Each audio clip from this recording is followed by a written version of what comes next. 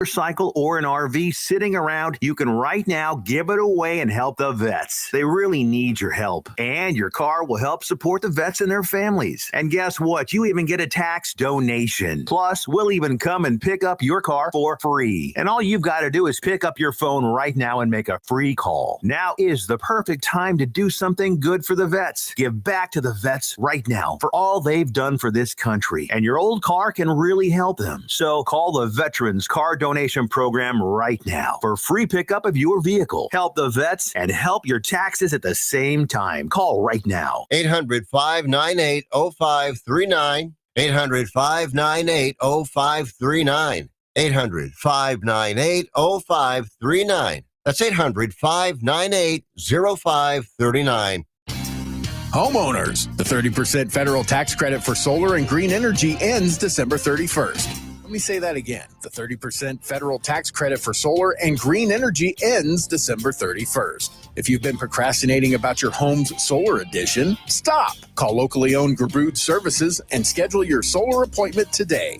Gabroods is the recognized Northern California specialist for everything electrical, panel replacements, whole house fans, generators, and especially residential solar installation. Gabroods experts do it all, and they do it right the first time. The 30% federal tax credit ends soon. Stop procrastinating. Call Gabroods and schedule your appointment for solar now. Family owned and operated for 30 years. Visit Gabroods.com. Gabroods, G-U-B-R-U-D-S. Call the good dudes at Gabroods, G-U-B-R-U-D-S, Gabroods.com. Business owners, Grant Napier's back, bringing Fox Sports Radio to the forefront of sports talk in Sacramento. That means more listeners, more potential customers who could be spending money for your products and services. This is Kurt Bagelman, General Manager for Fox Sports Radio in Sacramento. Grant's back, and his return is an opportunity for your business. Listen, the sports talk audience is a target-rich group of consumers. 80% are employed, nearly 60% earn six-figure incomes, 67% own their homes. Take advantage of the attention Grant's return has generated to tell people where to spend their money. This is a unique opportunity to increase your sales right now. It costs nothing to learn how a good strategy and a great commercial message heard by sports fans could help your business. So call me, 916-779-0914. 779-0914. Radio and Grant get results, and we are here to help. Call 779-0914. Grant's back. Join the conversation every weekday afternoon beginning at 3 p.m. KSAC 890 AM Olivehurst, K284CM 104.7 FM Sacramento. Good afternoon, ladies and gentlemen.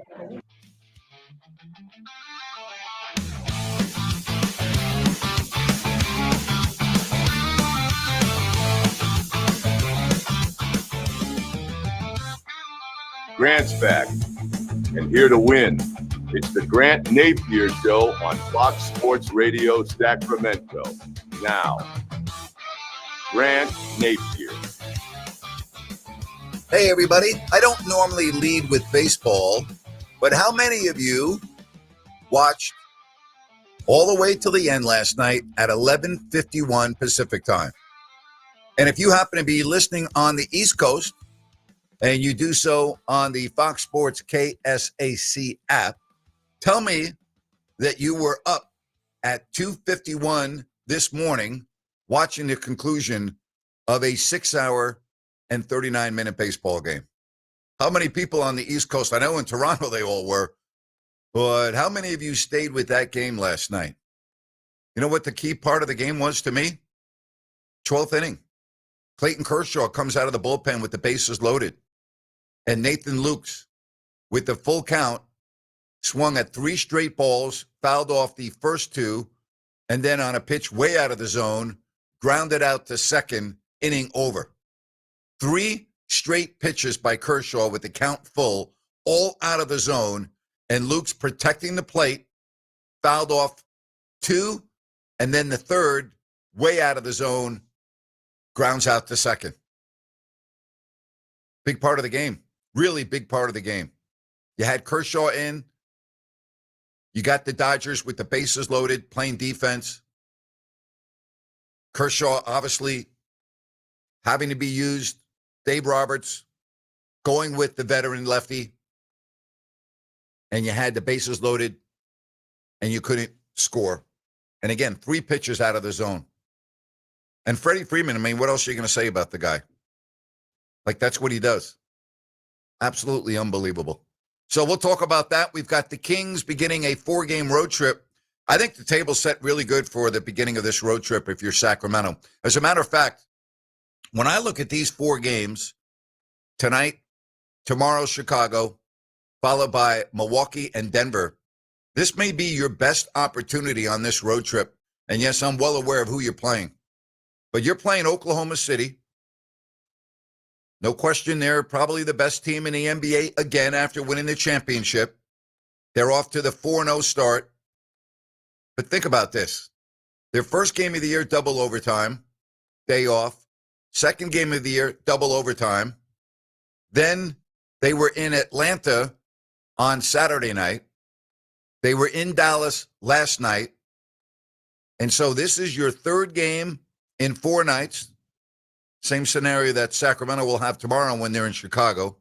3rd game in 4 nights. And you look at the injury report.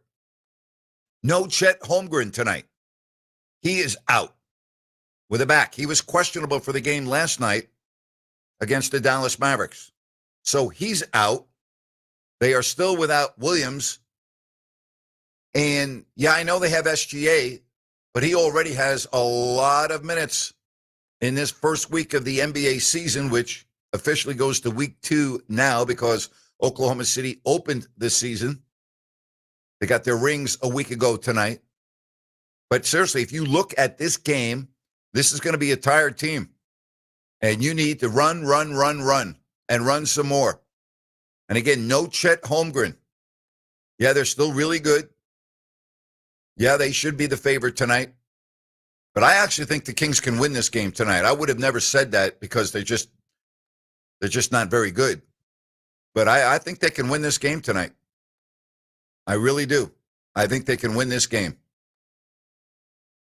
5 o'clock, we'll talk about it, of course, on the post-game show. Jerry Reynolds, Ryan in Sacktown, and myself will be over on YouTube if you don't like that right after the game, the first of a 4-game road trip. But again, I really think Sacramento can be right in this game. And I think if they just stick to what they're capable of doing, which we haven't seen yet, I really think they can win this game. I think tomorrow's going to be very difficult. 3rd game in 4 nights. I think Milwaukee's going to be difficult, although not impossible. And I think Denver's going to be very, very difficult. So let me know what you think about that at 916-779-0929. That's 916-779-0929. What is important on the injury report is that Caruso is not on the injury report. He had been out with a concussion, did not play last night. So Jalen Williams still out with a wrist. Holmgren, back issue, not playing tonight. Isaiah Joe, still out with a knee contusion. All those players out of the lineup tonight. And we know, obviously, Keegan Murray and Nick Clifford for Sacramento. This from the 209. Blue Jays had the lead in the 7th. Do you think they should have walked Ohtani? Instead, he hits another home run to tie it up. Incredible game. 100% should have walked him. You cannot let Ohtani in a 1-run game come up with a base empty or a base open. Can't do it. And, we haven't even talked about him yet. I mean, if there's a better player in Major League Baseball, name him. And I know you can't because there isn't a better player in Major League Baseball than Ohtani. Are you kidding me? 2 doubles, 2 homers. I mean, his impact on the game is unbelievable. Then you have to walk him intentionally. What was it, 4 straight times? It's incredible. And then his last at bat, you pitched to him, but you didn't really pitch to him. Incredible. Absolutely incredible. Just for the record, I did watch the game last night as soon as I got off at 6 o'clock. And I normally wouldn't do that because baseball has really turned me off, although I do enjoy the postseason. So I have been watching a good portion of the postseason. But last night's game was unbelievable. It really was. And for the folks that were still at the ballpark, yeah, I understand that. If you're at the World Series, it would be very difficult to leave. There are certain situations where you wouldn't have a choice. You maybe have babysitter at home. Maybe you've got kids that are just can't handle it after the fourth hour or the fifth hour, whatever the case, right? You got an airplane you're catching. There are a lot of people that would have had flights last night leaving LAX, going to various parts of the world, right? Red eyes, taking off. There are people that literally fly in from all over the world to go to a World Series game. And, with the game starting just after 5 o'clock and most of the flights to Asia leaving anywhere between normally 10:30 to 2 in the morning, that's very doable. Go to a baseball game, get to LAX for a midnight flight, go back to, think about all the people that come to watch the Dodgers from Japan. A large contingent of Japanese baseball fans. So, that may impact whether you stay for the game or not. Wouldn't impact me. I would miss my flight. If that's my team plan, I don't care. I'll leave tomorrow. I'll figure it out. So it really was incredible. And you're right. It was Lucas. You're right. I know he's from Roseville. My bad. So when you think about the World Series, and thank you for all the messages I'm getting on the text line. It's called the Fall Classic, and last night was a classic. So we'll mix that in. Again, I want to get to the Kings and let you know we will be on right after the game. Jerry Reynolds and Ryan and myself will break it down and the start of a 4-game road trip. But again, I don't know if I would put it right at 50-50, but I would put this game close to a toss-up. Kings are fresh. Thunder are going to be very tired. I know they're at home. They're not going 82-0, and they don't have Chet Holmgren, so that helps the Kings' awful front line. This is going to be, I think, a much closer game. And as far as Sacramento goes, they need to start passing the ball to their teammates in the half court. This one-on-one basketball is too much for me. It's just not good. The offense is a real problem. And I don't need Dennis Schroeder taking 10 more shots than Sabonis. And I don't need Dennis Schroeder hoisting up all these three-pointers. I just don't. So this is a big game tonight for Sacramento because a loss puts you at 1-3 with a game tomorrow, which is your third and fourth. And based on what we've seen in the past 2 years, particularly with 3 games and 4 nights, the Kings melt. All right. So I don't like their chances tomorrow. And then Milwaukee's better than them and Denver's way better than them. So this may be, even though you're playing the best team in the league tonight, this may be your best opportunity. All right, the Kansas City Chiefs are finally back. When I mean finally, after their bad start. You remember the game in New York against the Giants, right? And you wonder what would have happened because that was a relatively close game. You wonder what would have happened if Jackson Dart had started that game instead of the following game, right? You wonder what that atmosphere would have been like. You wonder if that would have made a difference. But I'm going to have my top 5 teams in the National Football League coming up a little bit later.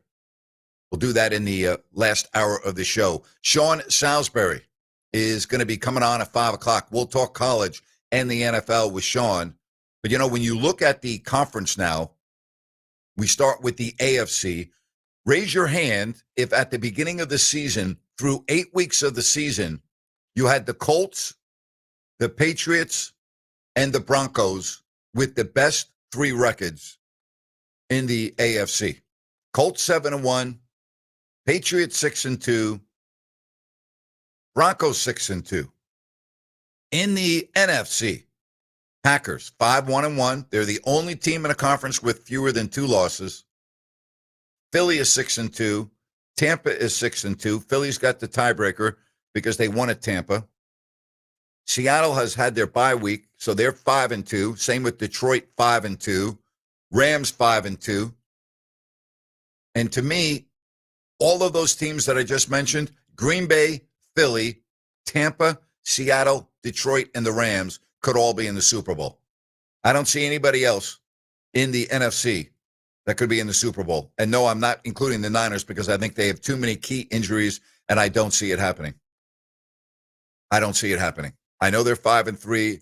I know their divisional record is excellent at 3-0. winning at Seattle, winning at the Rams, winning at home against Arizona. I get that. But I'm looking at the big picture here, and the big picture is they have too many injuries. So I could see Green Bay going to the Super Bowl, obviously Philly. I could see Baker and Tampa getting there, although, man, I'm just the injuries piling up on that team. Seattle's defense is good enough. Darnold has been very efficient. They have a running game. I could see that. Detroit, I could see. And obviously the Rams have done it before, and Stafford is the real deal, and they have a tremendous coach. I could see the Rams. In the AFC, listen, I'd be crazy to say I can't see the Colts. I mean, they have a really good offensive line. Jonathan Taylor is having just a monster year. Daniel Jones looks like freaking Johnny Unitas. I could see the Colts. I could see the Colts. Oh, yeah, and by the way, they've been playing really good defense. So I could see the Colts.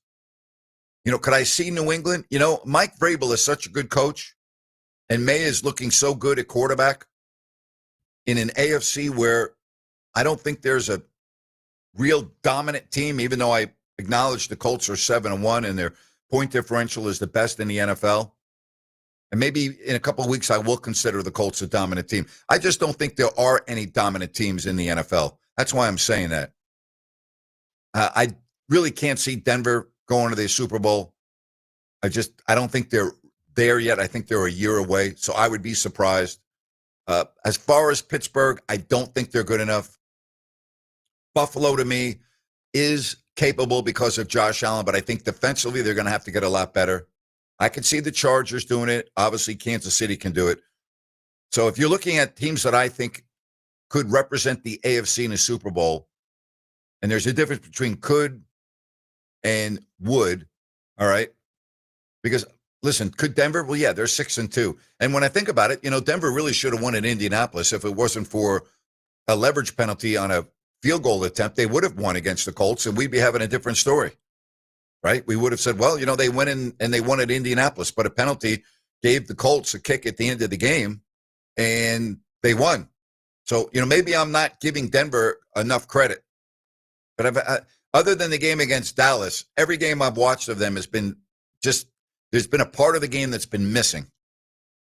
It's just been a part of the game that's been missing. First week against Tennessee, not good. Colts game, could have won, should have won, all of that, right? Gotcha. Didn't play well in London against the Jets. Barely beat a bad Jets team. Should have lost to the Giants. Should have. The game against Dallas that they just had, to me, was their most complete game. Offense, defense, special teams. And here's the other thing. They're 4-0 at home, but they've only had one divisional game. Keep that in mind. See, here's the other difference. The Chargers are 3-0 in the division.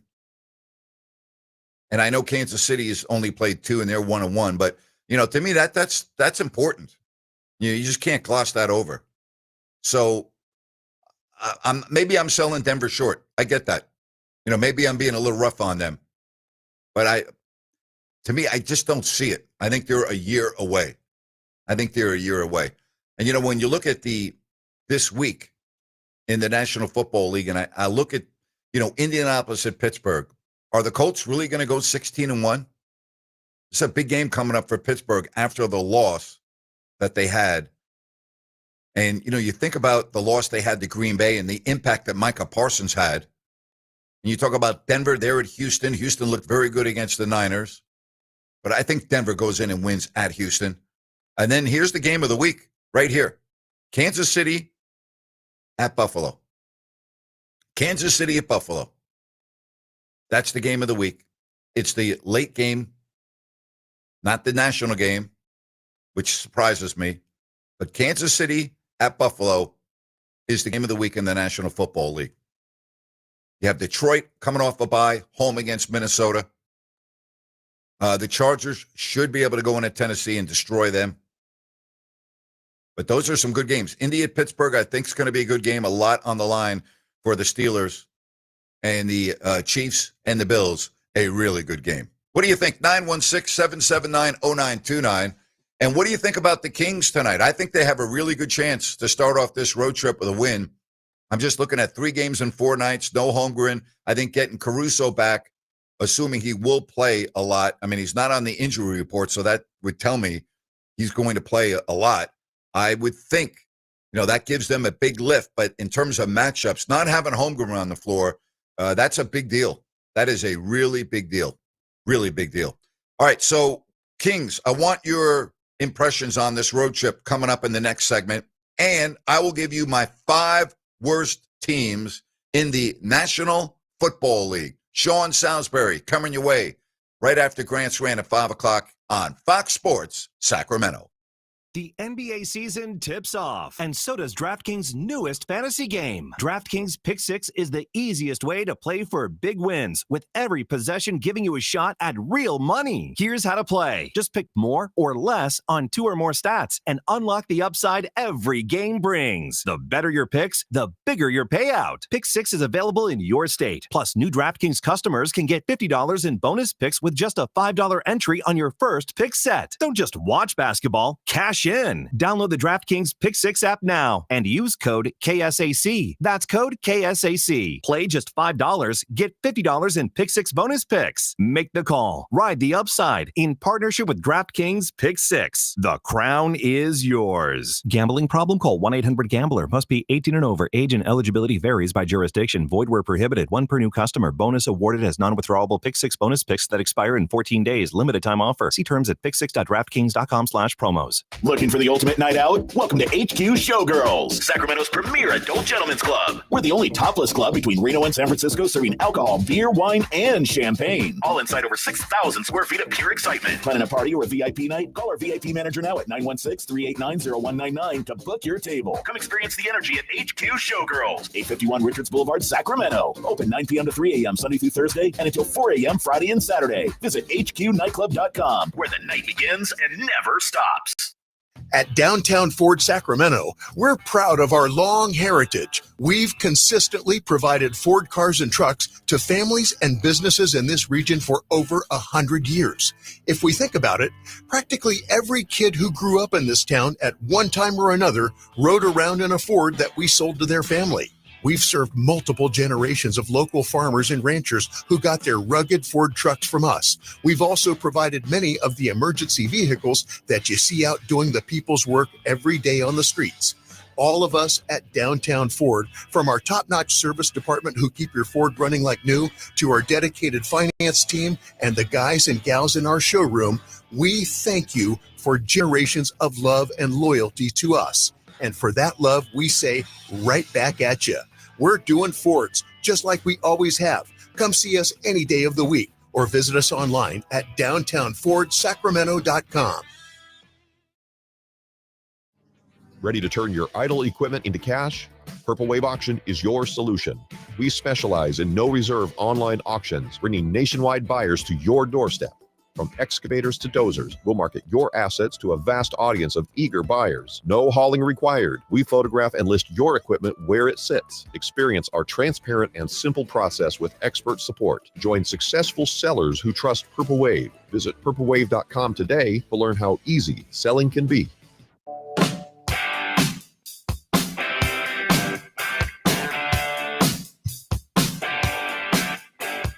Hope you're having a good day. 916-779-0929. Rhino, what do you think about my forecast for the game tonight against the Oklahoma City Thunder with what I said, 3 games in 4 nights, no Holmgren, blah, blah, blah? I don't mind it. I'm not mad at it. I think the Thunder are going to have some tired legs, as you have forecasted. Chet was the unicorn to me, trying to figure out how to guard him with the Kings' size. And the fact that the Thunder is shooting under 30% from beyond the arc, I like all of that. They did not shoot the ball well at all last night.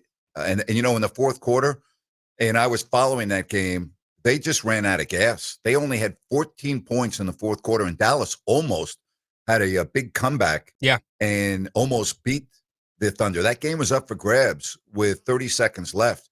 And again, the Thunder were hanging on. They were just barely hanging on. They could not make a shot. 14 points in the fourth quarter. Yep, and Dallas had 25 in that fourth quarter. Yep. So I think the big thing tonight, and it translates from what we saw against the Lakers, is you cannot send the Thunder to the free throw line, because that's going to take away your ability to run them up and down the court.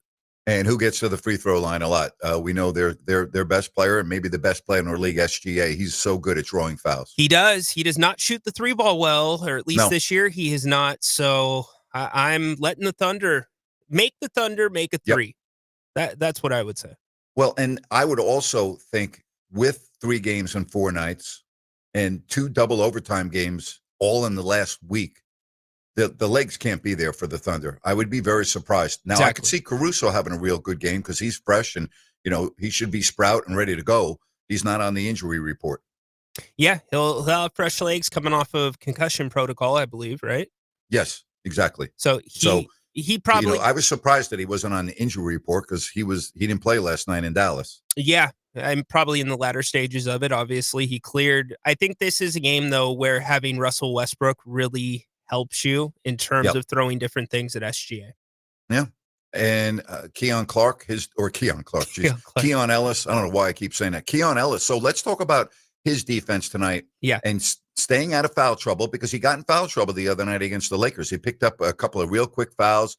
I don't know how that would have impacted him, but the point is, I think his defense tonight, I think Keon Ellis his defense is going to be real crucial in this game. Spot on, partner. He's the only king that's good enough to gamble defensively, and that's what got him into trouble and foul trouble last game. If he doesn't gamble and he plays it straight up, it's got to be 25 plus minutes for him tonight easily. I would think so.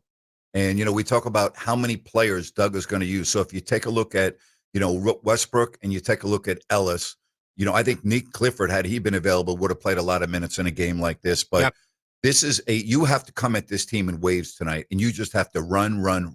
You really do. And as you said, they don't like that. They want to get in the half court. They want to do what they do best. You need to run tonight. Spot on. Some of Doug's best lineups in terms of pace have been 3 guards, and arguably you could say one of the guards was playing small forward. That's normally a 2 guard.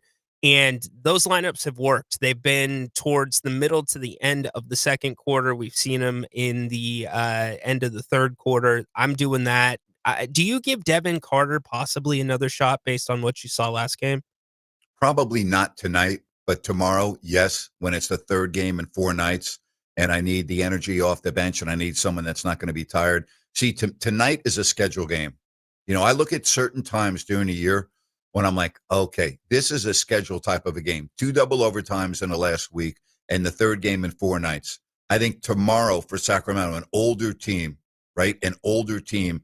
I think tomorrow's a schedule game working against them. So tonight, if I could have had the schedule perfect, I would have loved to have been playing the Bulls tonight on a 3 games in 4 nights and playing Oklahoma City tomorrow when it's our 3 and 4, because I just think again, I think you would have a better chance of beating the Bulls. But with that said, there are certain games you look at during the course of a year, and all teams go through it. I think this is a schedule game, and I think the Kings can take advantage of it. Last time I looked at the line, it was 9.5 in favor of the Thunder. So are you confident enough to say that if the Kings don't win tonight, it's a missed opportunity?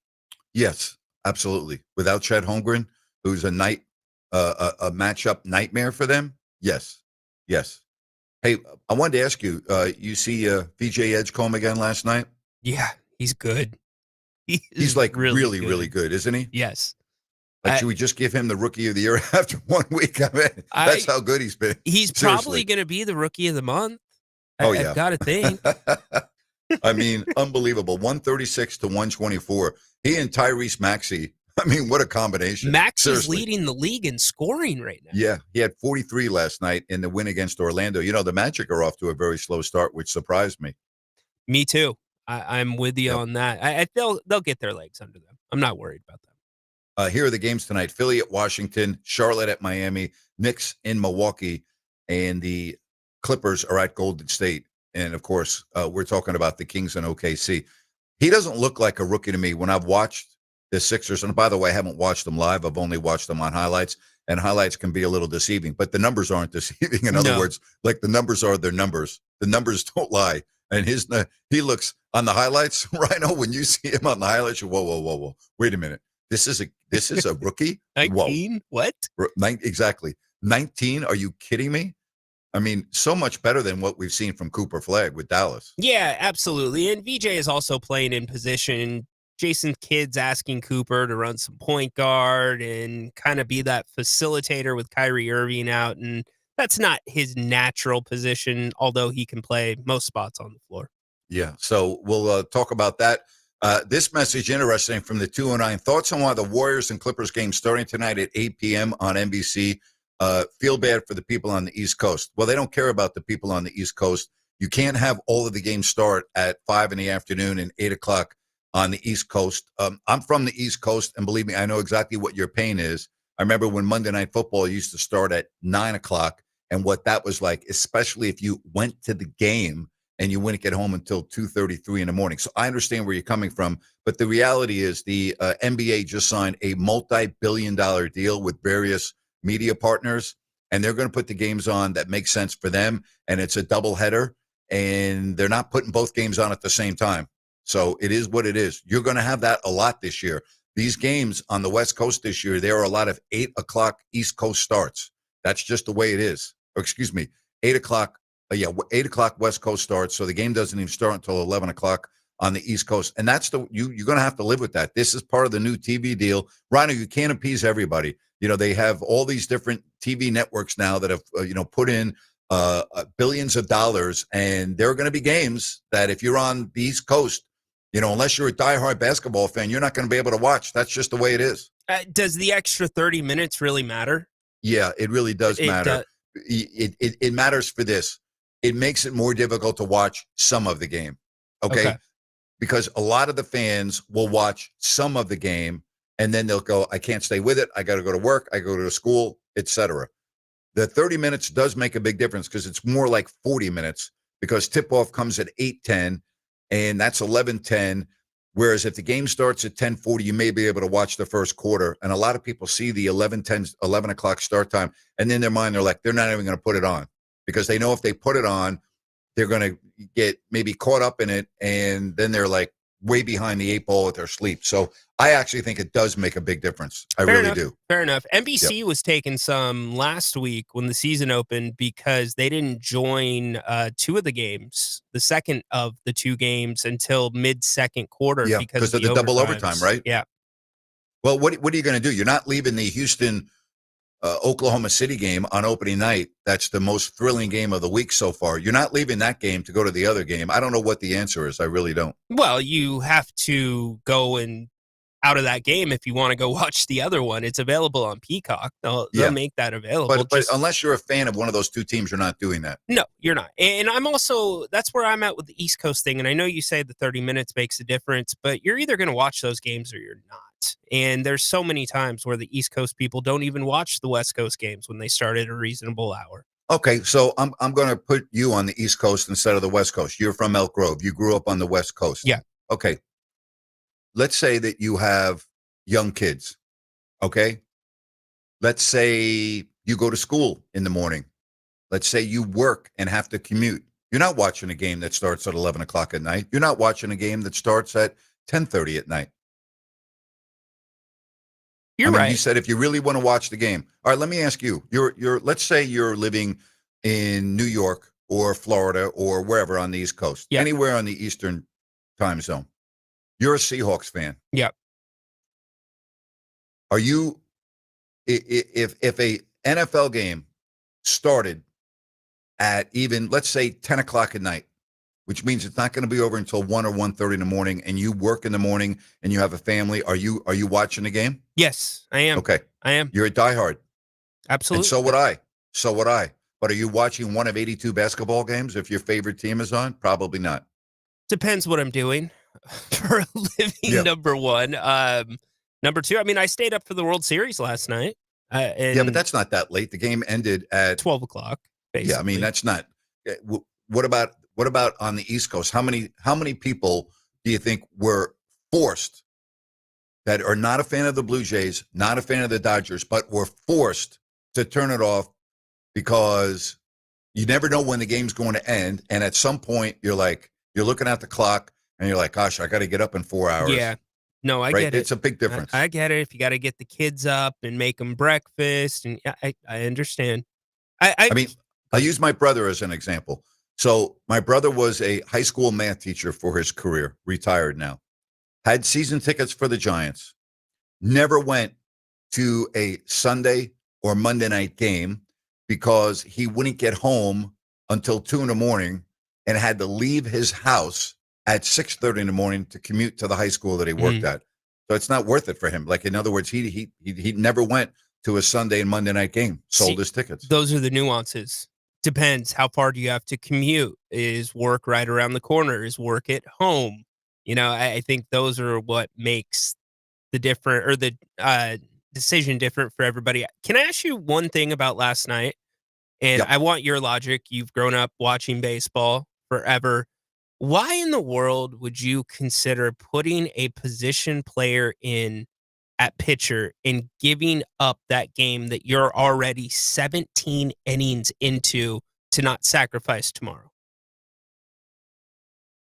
So your question is, why would I not? Why would you put a position player in? So I'm trying to follow you here. What example are you referring to? So when the Dodgers, after Klein, after that last inning pitched, it was reported if the Jays, if there would have been another inning, the Dodgers didn't score, they were not going to put Ohtani on the mound.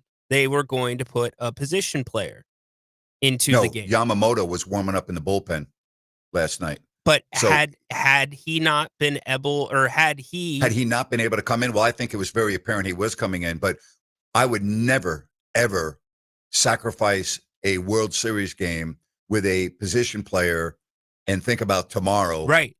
Because you have to win 4 games. And here's the reality. The loser of the game last night, in this case, the Blue Jays, and I know that in baseball, the mantra is you're as good as the next day's starting pitcher. Well, you look at the pitching matchup tonight, and that would tell you a lot. But you can't do that. You cannot think about tomorrow in a game of that magnitude. You have to win the game. That's why Yamamoto was warming up, who was the game 2 starter that pitched a complete game. He was going to come into the game if that game had extended. He was coming in to pitch. But he went up to Dave Roberts and said, put me in. Because Dave but he's Roberts, not the game. He wasn't starting. He's not the pitcher for tonight. But Dave Roberts also, if you were believing what they were reporting during the telecast, he was not going to go to Ohtani. Last night. So I just wonder about that logic. And that's what spurred Yamamoto to volunteer. Well, I wouldn't have used Ohtani last night either on the mound because, he knows his ball club a lot better than we do, obviously. So it's a very interesting question. The Blue Jays, had that game been extended, would have been interesting to see what they would have done. Here's the deal: when you manage a game, you don't know when you're making the moves. Like, there were a lot of pinch running going on last night before the game was extended in the extra innings. And when you look back on it, the Blue Jays made some really bad mistakes in removing players too early in that game for pinch runners. But you're trying to win the game in 9 innings there. You're not thinking the game's going to go, almost 7 hours. 2 games in 1 game. 18 innings. Can you imagine the catcher, Will Smith? How about the umpire? Innings? How about the umpire? The umps too. Because guess what? The catcher gets to go sit down every half inning. But the umpire's also not in a full squat like the catcher. Yeah, they are. No. Well, they're not in a full squat like the catcher, but catcher. If you go watch, let me tell you, you think about the home plate umpire last night and think about being behind the plate in a pressure-packed game and calling that for 6 hours and 39 minutes with no break. You're not leaving the field. You can go to the restroom in between innings. There is a bathroom right in the hallway there. But that's it. Think about that job. Think about the home plate umpire last night. I bet he was so locked in. It flew by. He could have gone 6 more. When it's that important and you're in that kind of zone, time flies. Yeah. Well, I have a lot of friends that are umpires, and I'm going to get their perspective on this. As a matter of fact, I'm going to try to get my buddy on today who just retired, and he was behind home plate 2 years ago in the Game 5 clinching World Series contest. And I would love to get his perspective of what it would have been like, because he's worked a lot of extra inning games for 6 hours and 39 minutes. And yeah. And not only that, even, and again, I'm not saying that it's, but can you imagine being an umpire out in the outfield on the third and first base line where you rarely make a call? Okay. A lot of sunflower seeds, Napes. Keep that mouth moving so those eyes stay open. Okay, so coming up at 4 o'clock, I'm going to have Brian Knight on, who just retired as an MLB umpire. Awesome. And Brian was behind home plate in the World Series 2 years ago in the deciding Game 5. When I say deciding, it's the game, the series was won 4-1. And I want to get his perspective on what that would have been like last night from an umpire. Okay, and I know no one really, everyone's talking about the Dodgers and everyone's talking about the Jays, but I want to get his perspective on that aspect of the game. So we'll take a break. We'll get to more of your text messages and phone calls at 916-779-0929. This is the Grant Napear Show on Fox Sports Sacramento. Fox Sports Traffic as we take our first look at the roadways. We got malfunctioning traffic signals at US 50 at Spring Street off-ramp. Please treat that as a four-way stop until officials get on scene to correct that problem. We're also working a problem on US 50 at Howe Avenue. That got an earlier collision in the South Sacramento area, slowing things down. So give yourself that extra time to work your way through there. With twice an hour traffic, I'm Andy Bass for Fox Sports Sacramento. Hey, it's Grant Napear for Village Financial Group. I have known broker-owner Spencer Grimmenstein for 25 years, ever since he began his family-owned business. Whether it's a home equity line of credit or buying or selling a home, Spencer is a very creative financing specialist with access to private money.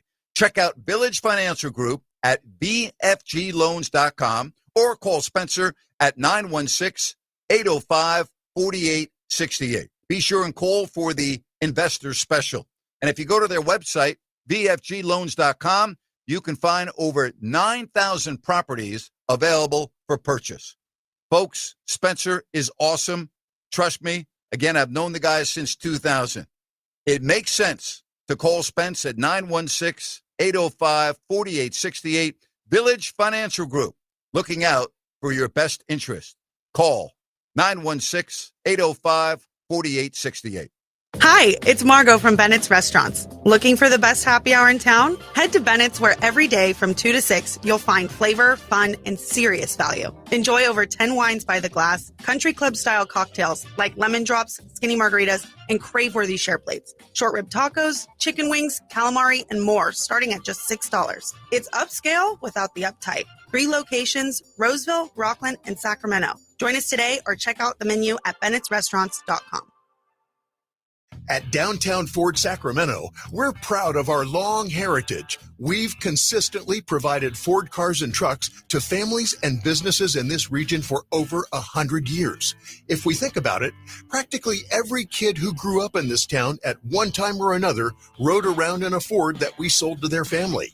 We've served multiple generations of local farmers and ranchers who got their rugged Ford trucks from us. We've also provided many of the emergency vehicles that you see out doing the people's work every day on the streets. All of us at Downtown Ford, from our top-notch service department who keep your Ford running like new, to our dedicated finance team and the guys and gals in our showroom, we thank you for generations of love and loyalty to us. And for that love, we say right back at you. We're doing Fords just like we always have. Come see us any day of the week or visit us online at downtownfordsacramento.com. Business owners, Grant Napier's back, bringing Fox Sports Radio to the forefront of sports talk in Sacramento. That means more listeners, more potential customers who could be spending money for your products and services. This is Kurt Bagelman, General Manager for Fox Sports Radio in Sacramento. Grant's back, and his return is an opportunity for your business. Listen, the sports talk audience is a target-rich group of consumers. 80% are employed, nearly 60% earn six-figure incomes, 67% own their homes. Take advantage of the attention Grant's return has generated to tell people where to spend their money. This is a unique opportunity to increase your sales right now. It costs nothing to learn how a good strategy and a great commercial message heard by sports fans could help your business. So call me, 916-779-0914. 779-0914. Radio and Grant get results, and we are here to help. Call 779-0914.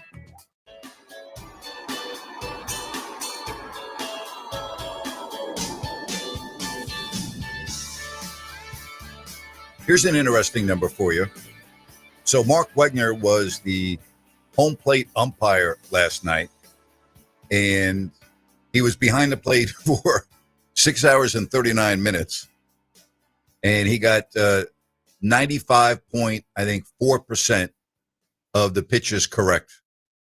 I've looked at a couple of different websites, just wanted to see what his accuracy was. That's pretty darn good for, again, that type of a game, in my opinion. So we'll ask Brian Knight about that. But I know Blue Jays fans were a little upset, okay? I know they were upset with a pitch in the ninth that cost a run. And again, I get that. You know, it wasn't the ninth. It was Brendan Little. They thought they got a strike three and a third out, and then the walk loaded the bases. Well, it is what it is. You know, here's the bottom line, all right? You're not, the players aren't perfect, umpires aren't perfect, and a lot of people, Rhino, are going to love the challenge system that's coming into Major League Baseball. We've seen it in the minors. So I'm okay with that, whatever. You know, I'm okay with the challenge system. It doesn't kill me. Doesn't kill me. And it's quick. I've watched it at River Cats games. It does not take that long. I know you'll still have the home plate umpire, but I just am going to miss that aspect, the human aspect of it. Somebody said on the text line, Grant, do you know longtime NBA referee Ken Maurer? Yes, I do. Used to talk to Ken all the time. He was blackballed from the NBA a few years ago. Would love to hear his story and perspective about what's going on in the league.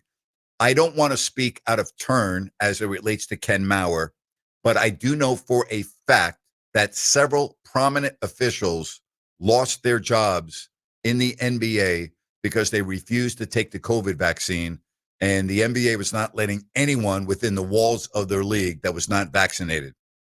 And I believe, and I'm doing this off the top of my head, I believe Ken Maurer was one of those individuals who would not take the COVID shot. And for that reason, he was not able to work anymore. So, yes, I knew Ken, used to talk to Ken all the time. I thought Ken was one of the top referees in the NBA. I thought he was one of the top referees in the NBA. From the 631, I have no desire to go to MetLife except for maybe a 1 o'clock game. Traffic is atrocious. Name me a stadium in America. Name me one. Talking football now. Where you have 60, 70, 80,000 people. One stadium in America where the stadium traffic at the end of a game is not atrocious. I'm waiting. Okay? I'm waiting. Because I've been to a lot of stadiums around the NFL. And guess what? I'm always encountering at the end of the game a lot of traffic. A lot. And getting out of the parking lot, if you park in the stadium parking lot, takes a long time. And I rarely would park in a stadium parking lot. Rarely.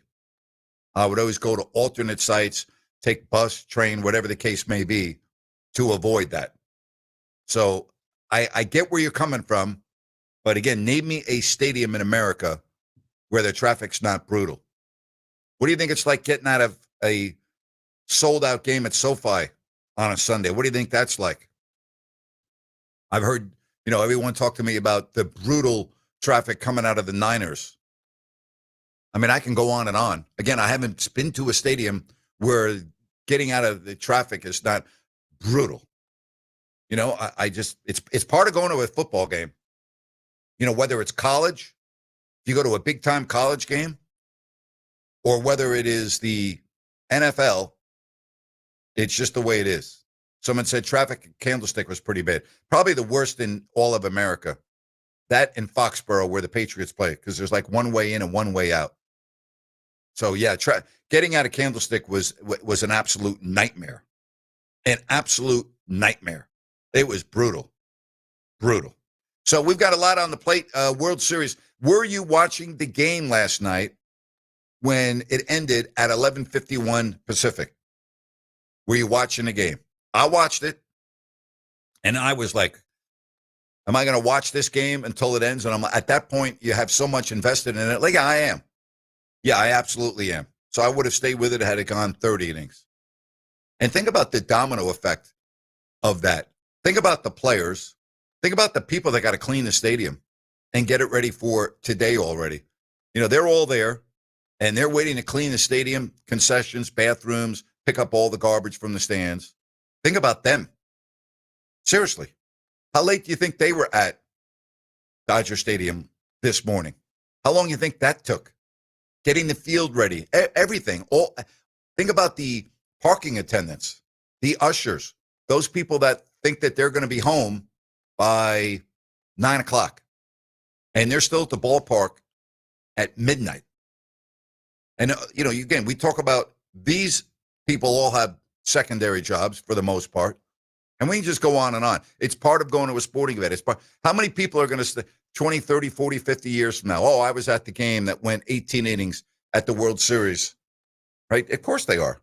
You know, it's part of going to games. I love the history of sports. I love going to games. I used to love going to games where you saw things that people were going to be talking about for years and years and years to come. I'm still like so blessed that I had a chance to call a quarter of basketball that I don't think will ever be duplicated again. And that's when Klay Thompson scored 37 points in one quarter. You know, to me, and I was blessed to do 32 years of NBA play-by-play. There's never been a quarter like that, and I don't think there ever will be a quarter like that. And if there ever is, I would love to be watching it. I can tell you that, because that was incredible. Or you go to a weeknight baseball game with two bad teams, and you see a perfect game thrown or a no-hitter thrown, and you remember that for the rest of your life. Or any other game that has a monumental record, and you can say, I was there. Or a game that goes on and on and on. I remember going to a twilight doubleheader at Yankee Stadium with the Yankees and the Tigers, and the first game went, I think, 19 innings, and it was they called it a twilight doubleheader, all right? And the first game started at 5:30. This is no joke. My aunt worked in Tokyo for Newsweek magazine, and my aunt had flown in from Tokyo that day, and we all went to the Yankee game. It was me, my brother, my father, and my aunt, four of us sitting at Yankee Stadium. And the first game went, I think it went 19 innings. And my aunt's about ready to pass out. Again, she had flown in from Tokyo, and this wasn't like nonstop, okay, like it is today. I think she had to make a stop or two. Not that she was on a prop plane, but, you know, again, I'm just trying to paint the picture for you. We're at Yankee Stadium, first game, 19 innings, and there is no way that I want to leave. And I remember being there. It was coming up on 1 a.m., and my dad goes, we're leaving. We have to leave. And my aunt was literally sleeping in the seat, and I didn't. And my dad, the one thing about my dad when we went to a sporting event, it didn't matter what the score was. It didn't matter what time the game was. Didn't matter. We never, ever, ever left the game early. Never. Didn't matter if the score was 50-0, whatever. We never, ever left the game early. Not once in my life do I ever remember leaving a game early, except for that night. And they used to have a curfew, you know, in the American League back then. You had a curfew. I think it was at an inning could not start past like 1:58 or 1:59 in the morning. Now you don't get in that situation because you got the runner on second and all that nonsense. But yeah, and here's the other thing. You don't have doubleheaders anymore. Used to be really fun to go to look at the schedule and go, well, let's go to that doubleheader on a weeknight. First game at 5:30 and then the second game. And the games lasted 2 hours back then. Not this game. Not that game. So I'll never, ever, ever forget that. All right. 916-779-0929. Brian Knight, who began his MLB umpiring career in 2001 and just retired this year, is going to join us in about 10 minutes because I want to get his take on what that would have been like for Mark Wegner and the crew last night and some other interesting tidbits. That's going to be coming up at the start of the second hour. Then at 5 o'clock, I've got Grant's Rant, followed by Sean Salisbury. We got a lot to talk about with Sean on college and the NFL. And again, that is coming up at 5 o'clock. So keep the messages coming. Love to read them at 916-779-0929. If you want to call the show, you can do so. Kings and Thunder starting in a little more than 1 hour. All right? A little more than 1 hour. We'll talk about that matchup and anything else going on. Oh, yeah, by the way, there is another baseball game. It is Game 4 of the World Series with the first pitch coming in a little more than 1 hour. Yeah. What a quick turnaround, huh? What a quick turnaround. And a quick turnaround for the fans that are going to all the games. If you're a season ticket holder and you're going to games 3, 4, and 5, I wonder what time you would have gotten out of there last night with the traffic. Assuming that you live maybe an hour away, you probably didn't even get home until 3 in the morning. Get some sleep, wake up, let's go. Going back to the ballpark, let's do it again. I absolutely love that aspect of sports. I love it. And again, you would have never seen me leave that game early last night. I don't care what the circumstances were. Not doing it. If I'm a fan of the Dodgers or the Jays, there is not a chance that I am leaving that game early. And if I miss a flight, then I miss a flight. Right? If I can't go to work, whatever, I don't care. I am not missing that game. No way. Not happening. Nope. If I'm a fan of the Dodgers or the Jays, I'm there until the end. So, do you have a memory like that? Anyone that where you went to a sporting event and it never seemed to end and it just went on and on and on? Baseball is really the only game that can do that because all the other games have a clock, right? Football clock, right? Hockey, basketball. Eventually the game is going to end. And when I mean pretty much within the time window. You have a frame. Even if a game goes to double or triple overtime, you're not there for 6 hours, right? If you go to an NBA game and you see a triple overtime contest, it's not like you're sitting there for 5 or 6 hours. Baseball, hey, you don't know. Same with hockey. You can go to a hockey game in the playoffs. We've seen, multiple overtimes where you go to a doubleheader in hockey, and those games have gone on over 5.5 hours. You get to a game that starts at 7 o'clock and you're still there at midnight. So, yeah, it happens. It absolutely happens. But it doesn't happen in basketball, that's for sure. And we know in football, it doesn't matter. You get 10 minutes of overtime, and when the game's over, the game is over. So I love it. I love sitting there, and I love going for the distance. Give me these long games. If I'm there, I don't mind them at all. I love it. Brian Knight just retired as an MLB umpire. He's coming on in the next segment. Your phone calls at 916-779-0929, your text messages. And don't forget, Grant's Rant, Sean Salisbury, 5 o'clock, right here on Fox Sports Sacramento.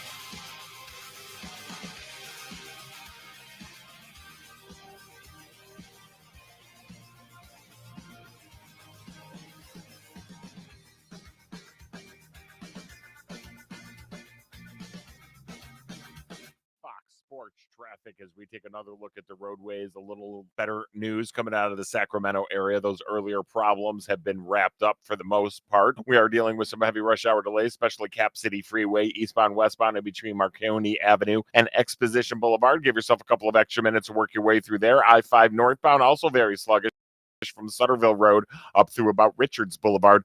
Give yourself that extra time as well. With twice an hour traffic, I'm Andy Bass for Fox Sports Sacramento. The statewide special election is November 4th. All voters will receive a ballot in the mail and have several options to return their ballot conveniently, including a postage-paid envelope. You can also vote in person at any vote center and have access to your ballot in an accessible format, as well as receive assistance in multiple languages. Be sure to vote early and avoid the lines. Learn more at elections.saccounty.gov or call toll-free 1-800-762-8019.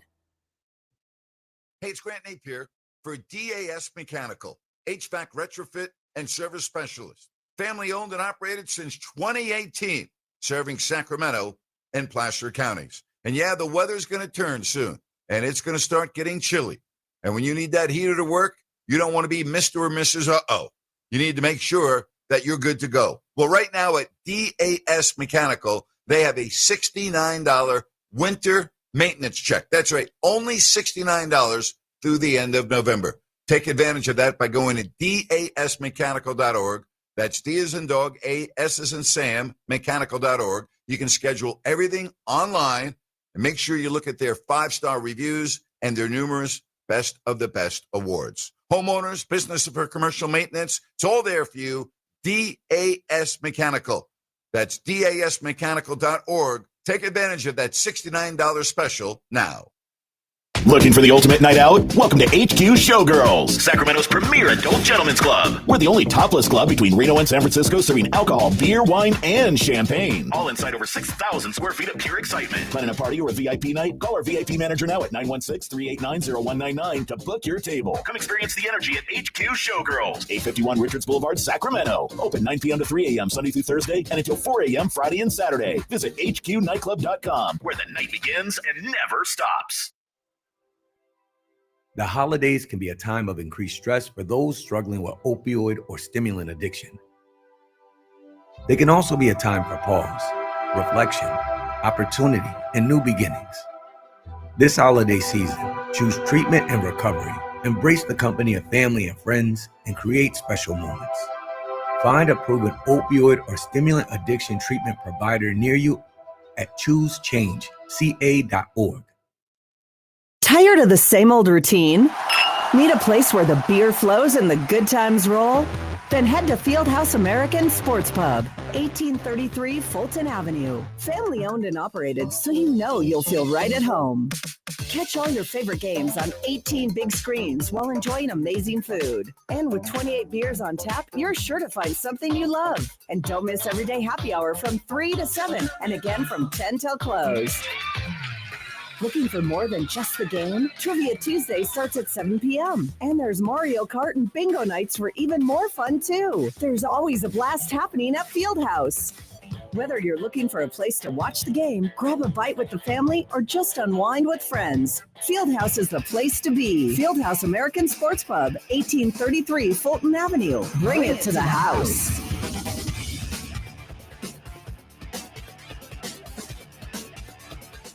The voice of Sacramento sports is back. Hear Grant Napear every weekday beginning at 3 right here. KSAC 890 AM Olivehurst, K284CM 104.7 FM Sacramento.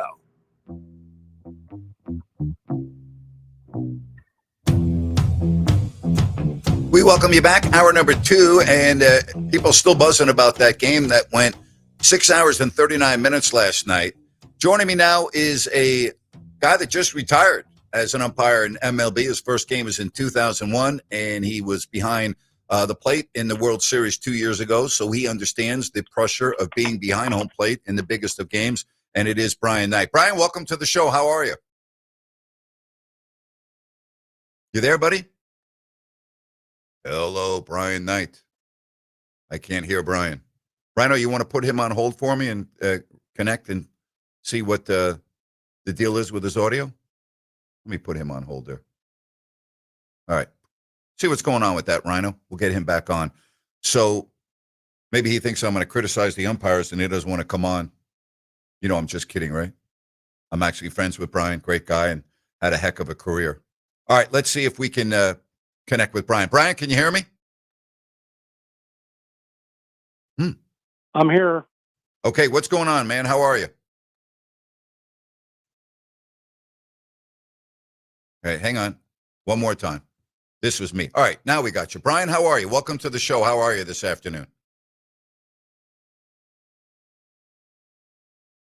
All right, Brian, I don't know what's going on. So Rhino, figure that out. Says, Grant, I attended the longest game in history, the Cardinals against the Diamondbacks, it was pretty much empty, but my brother and I weren't leaving till we had a winner. We'll never forget that game. 6 hours and 53 minutes, September 24th. Unfortunately, the Redbirds lost 3-2 in the 19th. Tom from Stockton loved the show. I was at Chase Field. Yeah, you never forget that, right, when you're at a game like that. Thanks for the message from the 209. Love it. Yeah. Yeah, you don't forget games like that, right? I mean, that's a long time. 6 hours, 53 minutes, and you got the date. I like that. You've got the date, September 24th. Good job by you. Good job. I like that. I like that a lot. All right, we're going to reconnect with Brian here in just a moment. And if you want to get in on the program, 916-779-0929. That's 916-779-0929. Don't forget, Sean Salisbury is going to be coming up at 5 o'clock right after Grant's Rant. The Kings starting a 4-game road trip against the Oklahoma City Thunder tonight.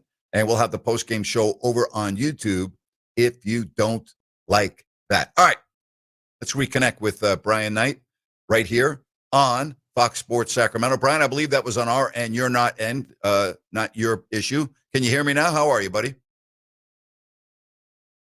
Well, maybe it is his end.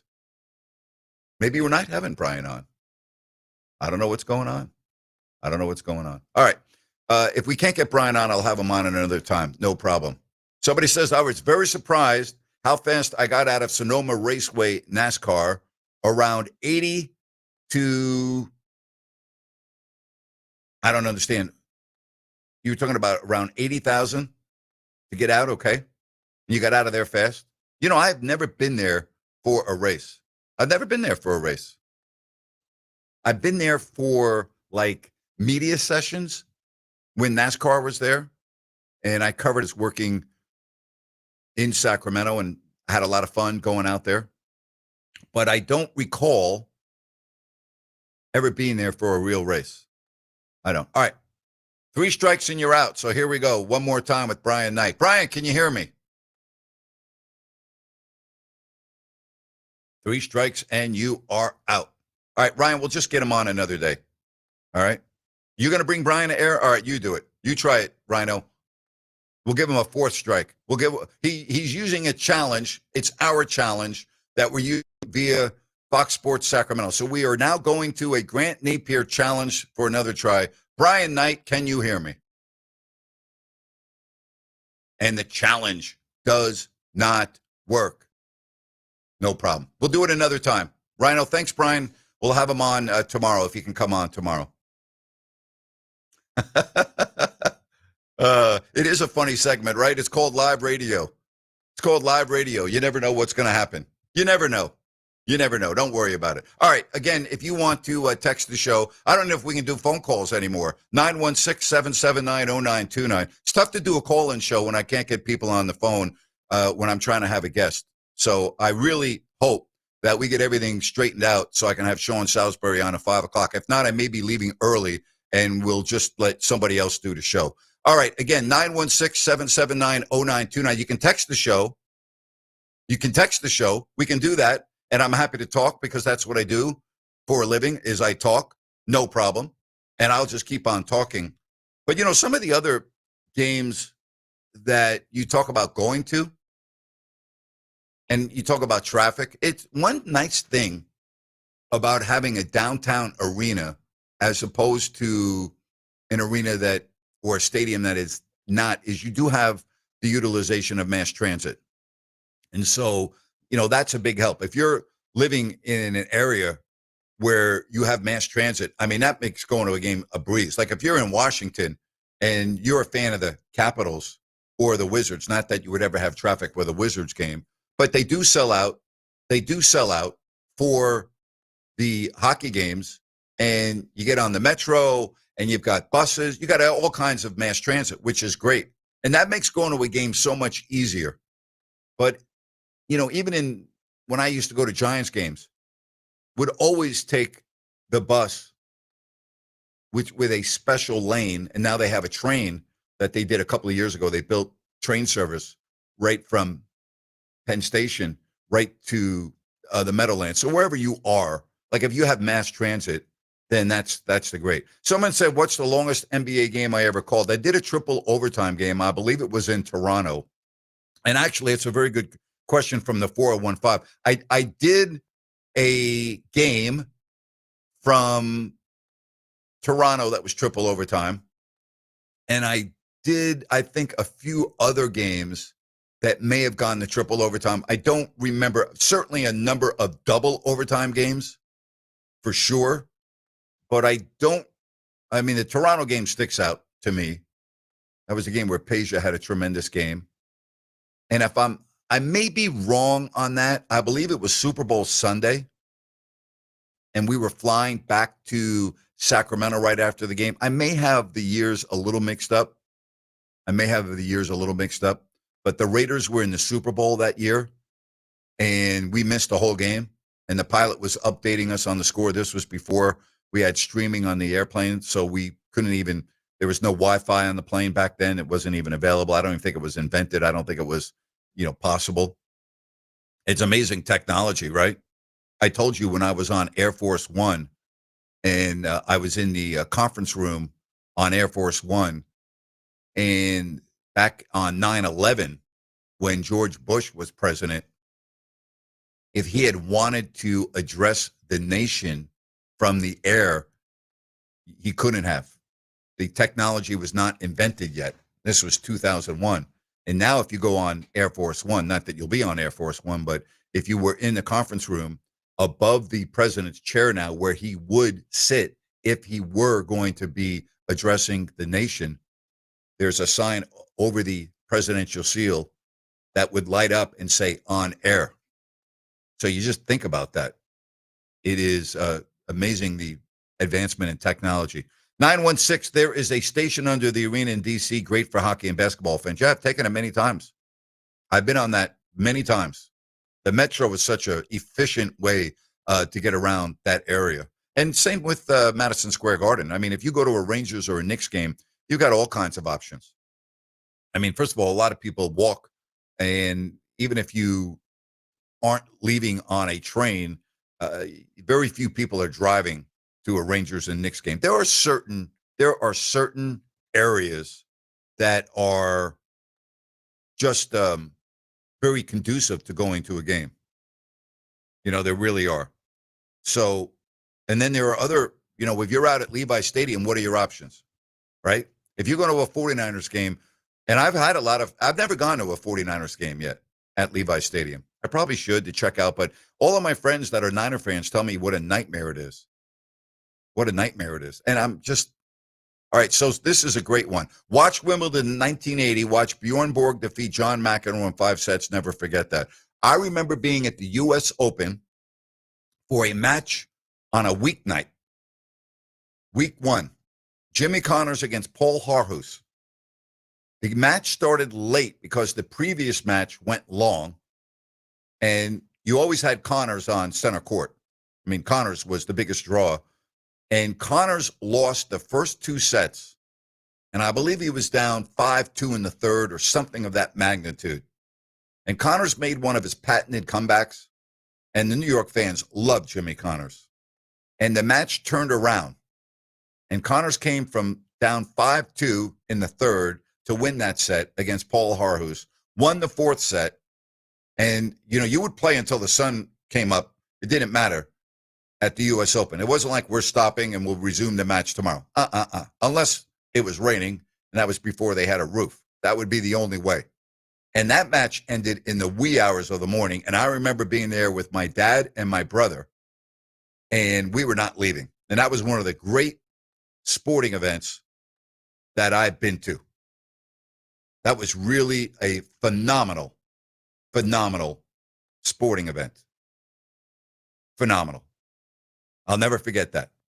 I really won't. I will never forget being in that environment at the U.S. Open and the fans and Jimmy Connors coming back from, I'm pretty sure he won the match in 5 sets against Paul Harhus. Said, Grant, when you did your radio shows while traveling with the team, where did you do your show and at a city's local sports radio station or at the arena? If it was the day of a game, I would do it right from the arena where Gary Gerald broadcasts from. So I would get there. We would hire the engineer that works with G-Man, and he would set up, and he'd be there early for me. If it was an off day, I would go to a radio station within the market, and they would let us do it from an auxiliary studio. So, yeah, I was doing shows pretty much every day, whether I was in Sacramento or I was on the road. But, yeah, we did no problem doing shows. Now with the technology, if I were doing shows from a hotel room, it would be easy. I would take a Comrex, I'd have the equipment, and I would be able to do it. So really not a problem now. Not a problem now. Back then, though, I would have to go to a radio station somewhere within the city, which could be a real pain in the neck because not all the radio stations are in the downtown. We always used to stay in downtown. You know, sometimes it would be 30, 45 minutes in the vehicle, and sometimes getting a ride after the game, getting a taxi. This was before Uber. Most of the time was very challenging. I mean, sometimes I would have to wait 30 and 45 minutes after a show, and then I learned to start calling the taxi, you know, at about 30 minutes before I got off the air, sometimes only 15 because I would hate for them to show up and leave. San Antonio was really challenging because the radio station I did worked at in San Antonio was kind of out in the outskirts, and getting a ride there, sometimes what I would do is on the ride there, I would ask the taxi driver, hey, are you working tonight? Would you like to come pick me up at this time? I said, I need to go back to the hotel. And very often they would say yes, and they would just meet me, and I'd obviously give them a really nice tip to make it worth their while to do that, because it was certainly worth my while. Because the last thing you want to do is when you fly to a city and then check in. A lot of times I didn't even check into the hotel until after the radio show, but getting to the radio show, doing a 4-hour show, and then waiting and waiting and waiting for a ride to get to the hotel when you're hungry and you just want to relax. Yeah, not the best situation. Not the best situation at all. All right, again, if you have any great sports memories of being at games that were oddities, let me know. Text me at 916-779-0929. That's 916-779-0929. Hey, I want to talk to you about Village Financial Group. I have known broker owner Spencer Grimmenstein now 25 years. That's when he began his family-owned business. And whether it's a home equity line of credit or buying or selling a home, Spence is a very creative financing specialist, and he has access to private money. If you call Spence or text him at 916-805-4868, you can ask about the investor special. Again, call or text Spence at 916-805-4868. And when you talk about going online to VFGloans.com, you'll find over 9,000 properties available for purchase. Again, that's VFGloans.com. It makes sense to call Spence at 916-805-4868. Village Financial Group, looking out for your best interest. We have got Grant's Rant coming up at 5. I've got my bottom 5 teams in the NFL, my top 5 teams in the NFL, all coming up on Fox Sports Sacramento.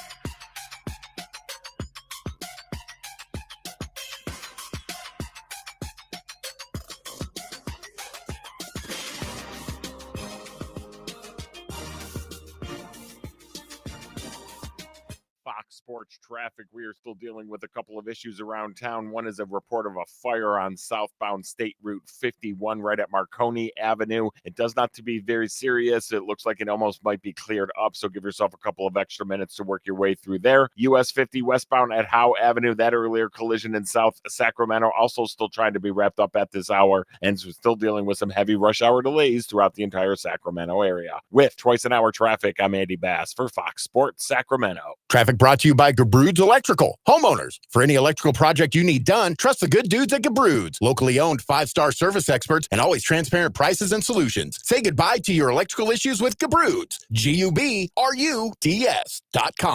The holidays can be a time of increased stress for those struggling with opioid or stimulant use disorder. Complex family dynamics, financial strain, and cultural expectations can weigh heavily and become a tipping point for those battling the physical and mental effects of addiction. But the holidays can also be a time for pause, reflection, opportunity, and new beginnings. They're a chance to take stock of what we have and are thankful for, to remember what's most important to us, and to consider what we can change. The holidays are a time of hope. So this holiday season, choose treatment and recovery. Embrace the support and company of family and friends, and create special moments. Get started by finding a proven opioid or stimulant addiction treatment provider near you at choosechangeca.org. Find a proven treatment option that's right for you. Recover you at choosechangeca.org. That's choosechangeca.org.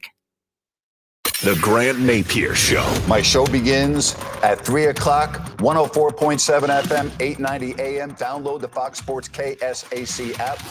Weekdays 3 to 6 on Fox Sports Sacramento.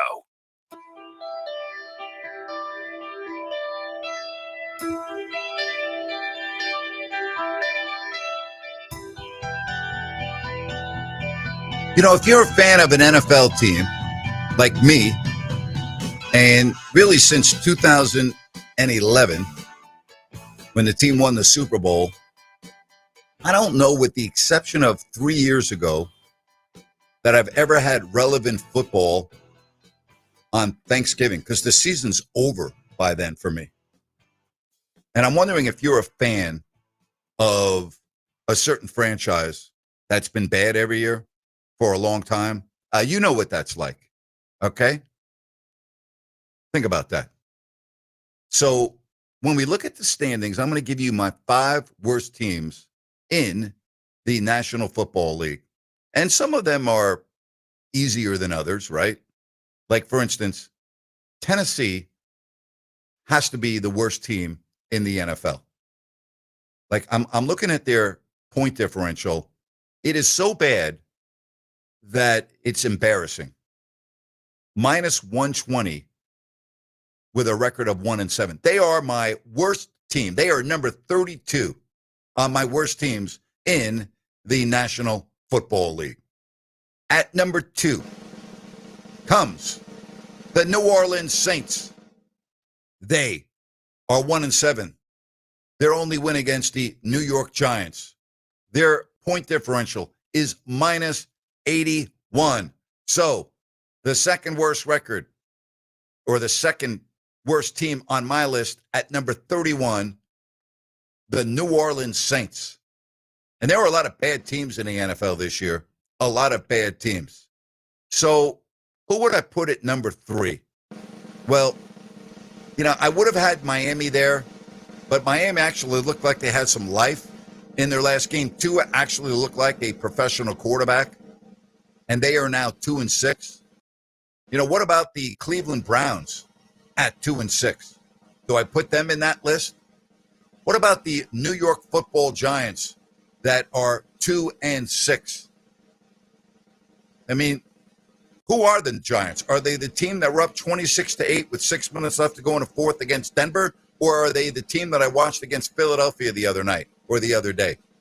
Who is coming in at number 30? At number 30 is Aaron Glenn's New York Jets. And yes, I'm well aware that they just won a football game. Thank goodness. But they are a team that's not very good. Their point differential is minus 53. So I'm going to put the New York Jets as the 3rd worst team in the National Football League. The team that is now 4th is the Las Vegas Raiders. They are putrid right now. Yes, I know they have 2 wins. One of them was in week 1 against New England. You know, if they played at New England right now, they would lose by 30 points. If you had the Raiders play New England right now in Foxborough, if it was week 9 instead of week 1, they would get blown off the field. They have a point differential of minus 77. They are horrible right now. They are 2-5. And again, I don't know how they won 2 games. I really don't. They're really bad. So New Orleans right behind Tennessee. Tennessee 32, New Orleans 31, the Jets 30. And I have the Raiders as my 4th worst team in the NFL. Who do I put right behind them? You know what? This is really hard because I got a coin flip here. I've got a coin flip.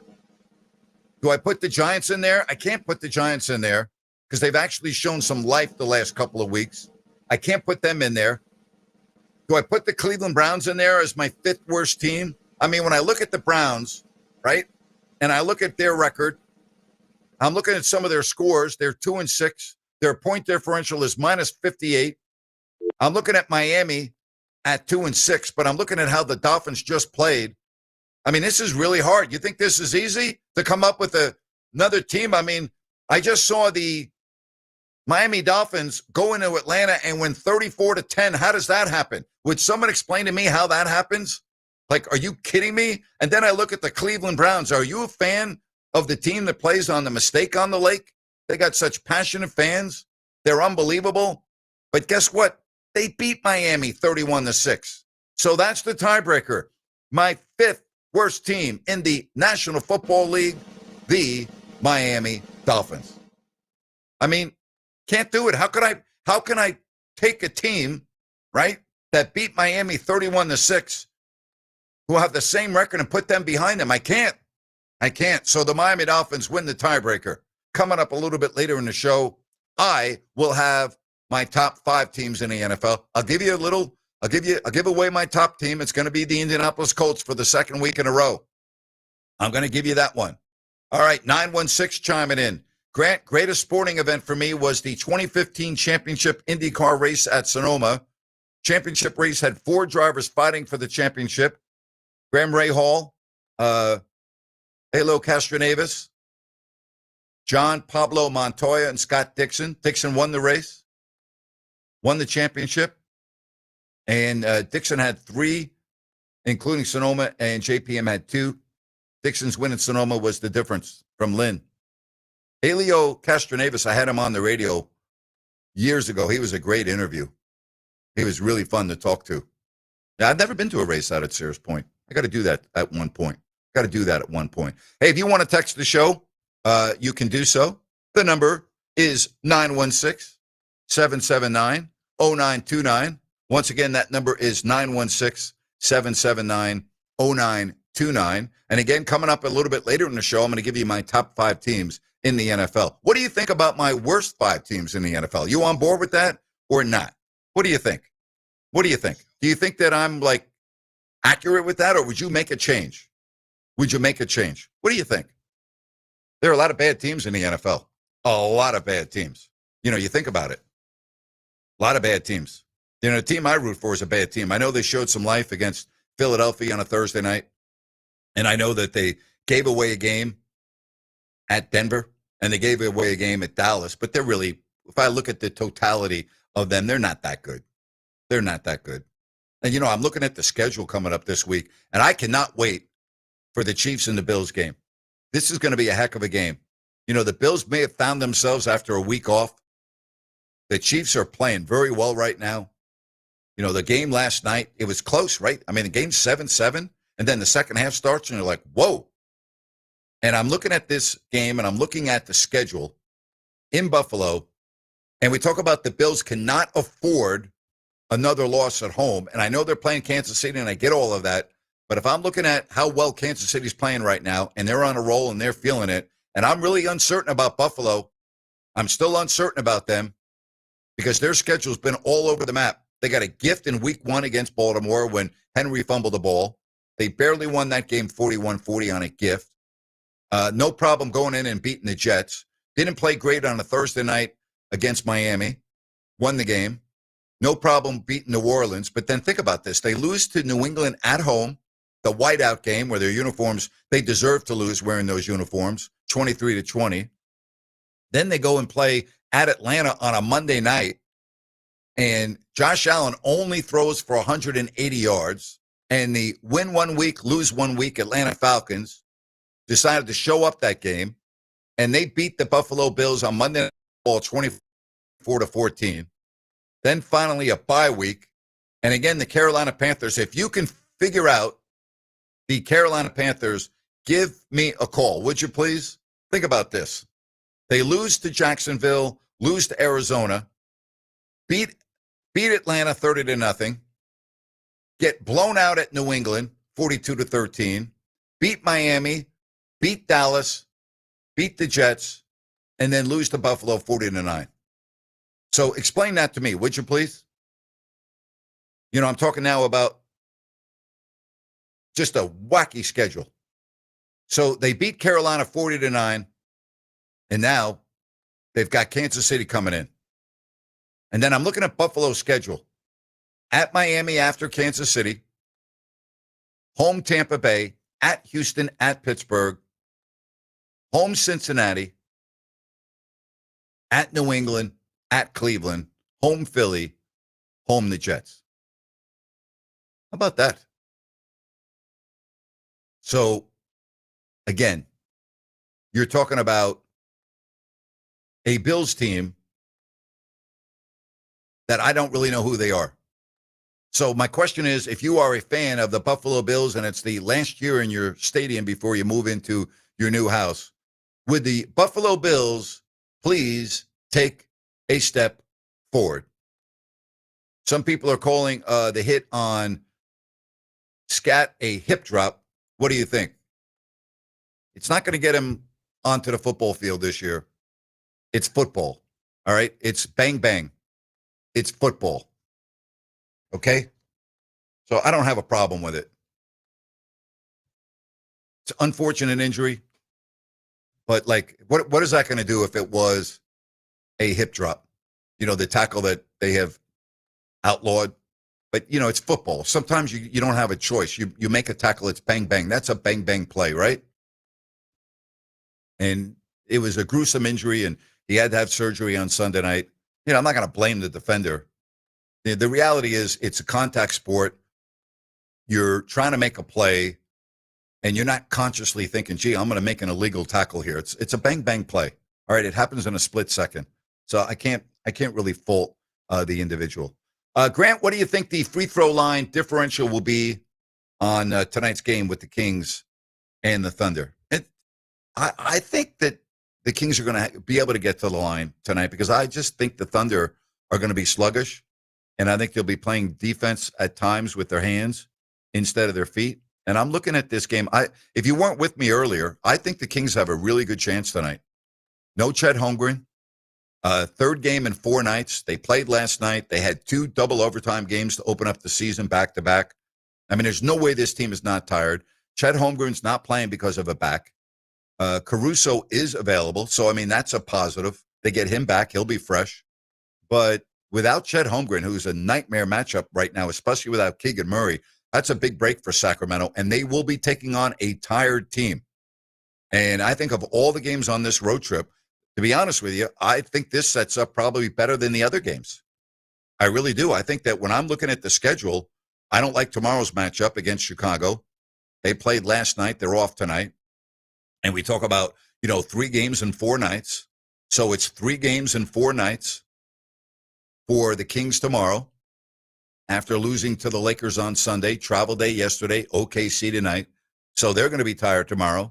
The Bulls off to a 3-0 start. They're fresh. So I think that's going to be a very challenging game. A couple days off Milwaukee. The Bucks, if you're going to be objective, they're better than the Kings. Could the Kings win? Yeah, but I mean, the way the Kings are playing right now, excuse me, I just don't see it. And then Denver, well, Denver's Denver. So I'm not real, I'm looking at these games. And I think that this game tonight, I keep saying this, I think it can be right there for the taking. You can't turn the ball over, obviously, and you just got to run. And I mean that. You just got to run this team up and down the floor and do not stop. And, Doug Christie's going to have to, figure out a game plan where he can keep his team fresh and keep them running and take advantage of a tired team. Take advantage of it. They're not going 82-0. All right?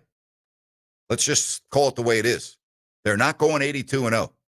So I like the Kings at least to have an opportunity tonight to win this game. Hey, I want to tell you about DAS Mechanical because I've been telling you a lot about their winter furnace tune-up for $69 through the end of November. Well, let me tell you something else about DAS Mechanical. Are you right now considering renovating and or retrofitting your home coming up in these next few months or in 2026? Well, if you plan ahead and you get in touch with DAS Mechanical, Nick Delancey, the owner, they have years of their family-owned business with retrofitting experience. Numerous best of the best awards and 5-star reviews. And his crews are specialists for residential and commercial properties. And with next year nearly here, time now, really plan ahead. Don't wait. Get in touch with DAS Mechanical by going to dasmechanical.org. That's dasmechanical.org. Look at their 5-star reviews. Look at their best of the best awards. And should you need financing, many options, including 0% interest for 18 months. That's DAS Mechanical, retrofitting Sacramento and Placer counties for years.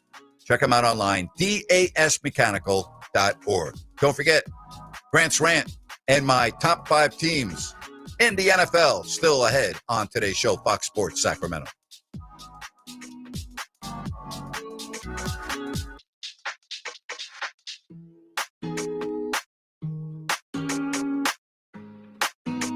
The statewide special election is November 4th. All voters will receive a ballot in the mail and have several options to return their ballot conveniently, including a postage-paid envelope. You can also vote in person at any vote center and have access to your ballot in an accessible format, as well as receive assistance in multiple languages. Be sure to vote early and avoid the lines. Learn more at elections.saccounty.gov or call toll-free 1-800-762-8019.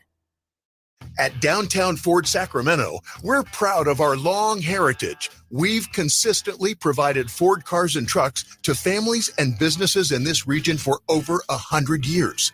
If we think about it, practically every kid who grew up in this town at one time or another rode around in a Ford that we sold to their family. We've served multiple generations of local farmers and ranchers who got their rugged Ford trucks from us. We've also provided many of the emergency vehicles that you see out doing the people's work every day on the streets. All of us at Downtown Ford, from our top-notch service department who keep your Ford running like new, to our dedicated finance team and the guys and gals in our showroom, we thank you for generations of love and loyalty to us. And for that love, we say right back at you. We're doing Fords just like we always have. Come see us any day of the week or visit us online at downtownfordsacramento.com. Looking for the ultimate night out? Welcome to HQ Showgirls, Sacramento's premier adult gentlemen's club. We're the only topless club between Reno and San Francisco serving alcohol, beer, wine, and champagne. All inside over 6,000 square feet of pure excitement. Planning a party or a VIP night? Call our VIP manager now at 916-389-0199 to book your table. Come experience the energy at HQ Showgirls, 851 Richards Boulevard, Sacramento. Open 9 p.m. to 3 a.m. Sunday through Thursday and until 4 a.m. Friday and Saturday. Visit hqnightclub.com, where the night begins and never stops. Listen up, guys. Are you experiencing any of the following? Fatigue, less drive, poor performance? If so, you may be one of the nearly 30 million men in the U.S. today dealing with ED. But did you know you don't have to pay hundreds for a prescription anymore? And you don't have to deal with the hassle of seeing the doctor or the embarrassment of going to the pharmacy for a certain pill. Now, with one free call, you can find out how Herbal Virility Max can help you feel like a man again. For over a decade, Herbal Virility Max has helped guys just like you put a smile back on their face with improved performance and drive. Call today and ask about our buy one, get one free offer. 800-690-8445. 800-690-8445. 800-690-8445. That's 800-690-8445.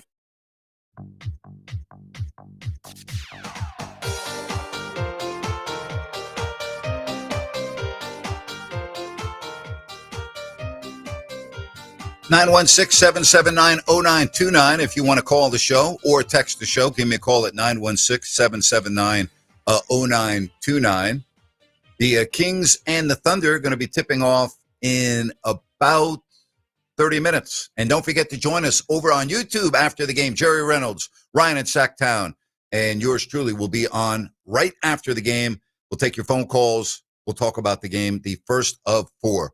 Rhino, as we talk about the Kings and the Thunder, you think this game is more like in the low 100s, like around a 110 type of total for both teams?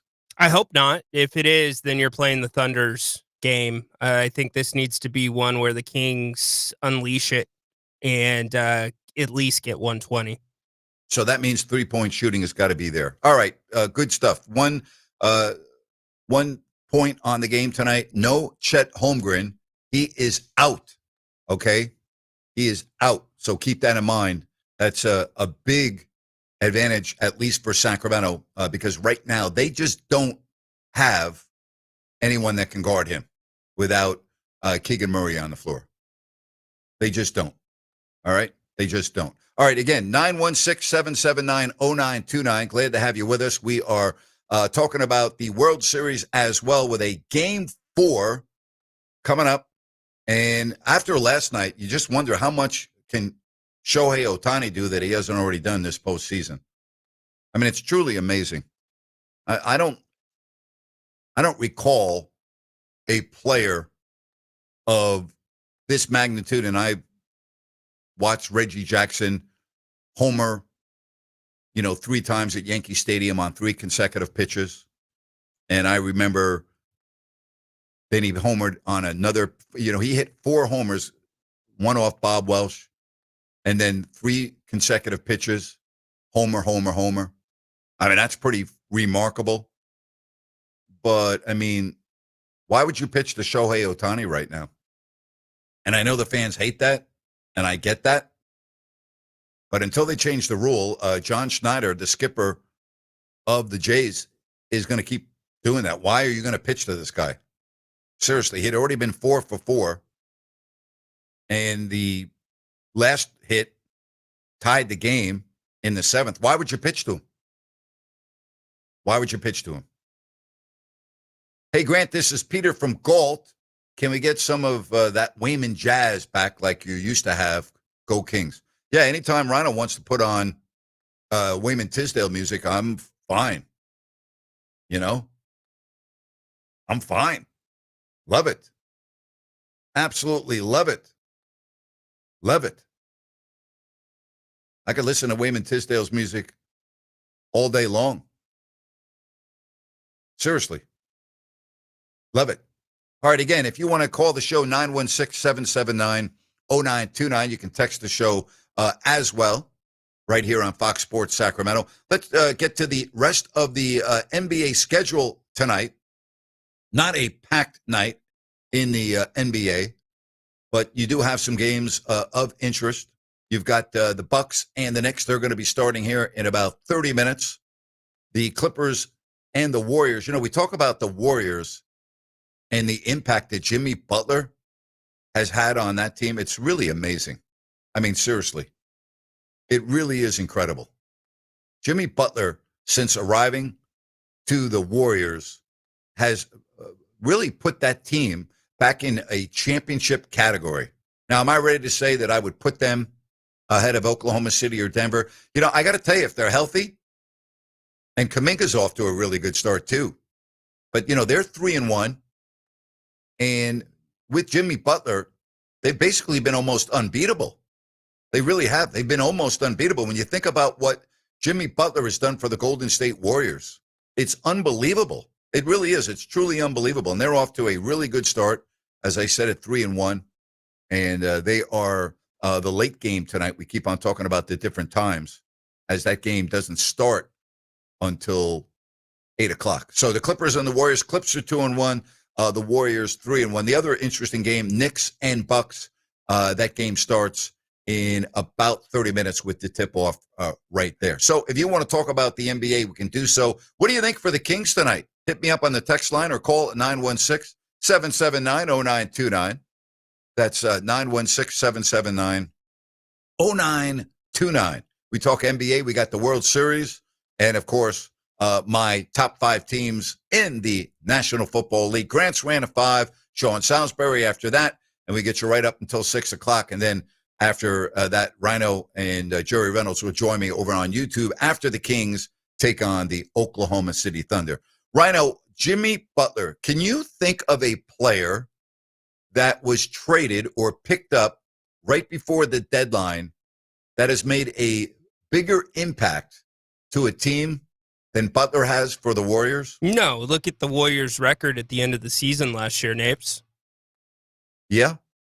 I mean, and if they had been healthy in the postseason, right? If they had been all intact, do you think that it would have been the Warriors that would have given the OKC? Now, I mean, I know Denver took them 7 games, but I mean, Butler's just, I know he was good, and I remember what he did single-handedly almost for Miami in that playoff series against Boston a couple of years ago. But, I mean, the guy is unbelievable. He just does a little bit of everything. He's one of those guys that you want on your team, especially when the situation's right. He can hit the threes. He's crafty as a veteran, knows how to draw the fouls, gets to the free throw line. Just one of those guys that can do multiple roles for a team. Really good. Perfect for Steph Curry, really, if you think about it. Oh, my gosh. I mean, absolutely perfect. And how about how well Jonathan Kuminga's played at the beginning of the season? Yeah. You know, we didn't know if he was even going to be on the team. Yeah, he has looked pretty good. Steve Kerr and him are getting along now. In fact, Steve Kerr had his back in the preseason, Grant, when Kuminga accidentally bumped an official. He didn't have a problem with it. Took his back in the press conference. And we look at him starting on that team, and he's fitting in, and he is contributing and doing everything that they have wanted him to. So he looks like, you know, he's in a completely different mindset. I mean, through the first couple of games, he's averaging almost 16 points a game. He's rebounding 7.5 a game, and he's got 4 assists a game, and he's shooting 55%. I mean, that's big time. Yeah, and he stepped in the playoffs last year and shot very well, too. So definitely a boost for them. It makes you wonder, what was that rift that Kerr just didn't see it in him? I mean, that guy could have been helping them even more with Jimmy Butler. I think he clearly fits with Jimmy Butler right now with the Warriors. Well, you know, sometimes it's on the player as well. You know, he's still young, not a baby, but he's 23. And sometimes, and I don't know Kuminga, so I'm not saying this about him, but, you know, players sometimes, Rhino, when they come into the league, have a sense of entitlement, especially when you're a high pick and he was taken 7th overall. Yeah. And you're young and you're not mature enough. And, you know, you're on with a veteran team with a coach that's won. And maybe you think you're the big man on campus. Well, when you walk into that locker room, you're not big man on campus anymore. And I just think that sometimes you got to look in the mirror if you're a player and figure out how to fit into a team and how to make your asset work for the team. And, you know, some players can do that and some players can't. Like you said, he is still young. You can see it. He's a pup. Yes. And I guess to the Kings fans out there, Napes, that are like, oh, if he's doing that in Golden State, what would he be doing in Sacramento right now? How would you answer that? He'd probably be playing very well, except for the ball doesn't move on Sacramento like the ball moves on Golden State. And I just think if you had Kuminga on the Kings, you would just have even more one-on-one basketball. So I'm so confused about the Kings offense right now, Rhino. Their half-court offense is just, there's no imagination to it. No, and we heard about the new offense. And Grant, we'll see a set here, a set there, but it almost to me feels like at times, especially right out of the gate, it's regressed. You're just swinging the ball around the horn, and you've got one guy trying to get into the middle, get to the high post. And I guess most of all that we would probably say is you're not really utilizing Domantas Sabonis. You got to find one of his strengths to utilize within that offense, and he kind of feels like an afterthought right now.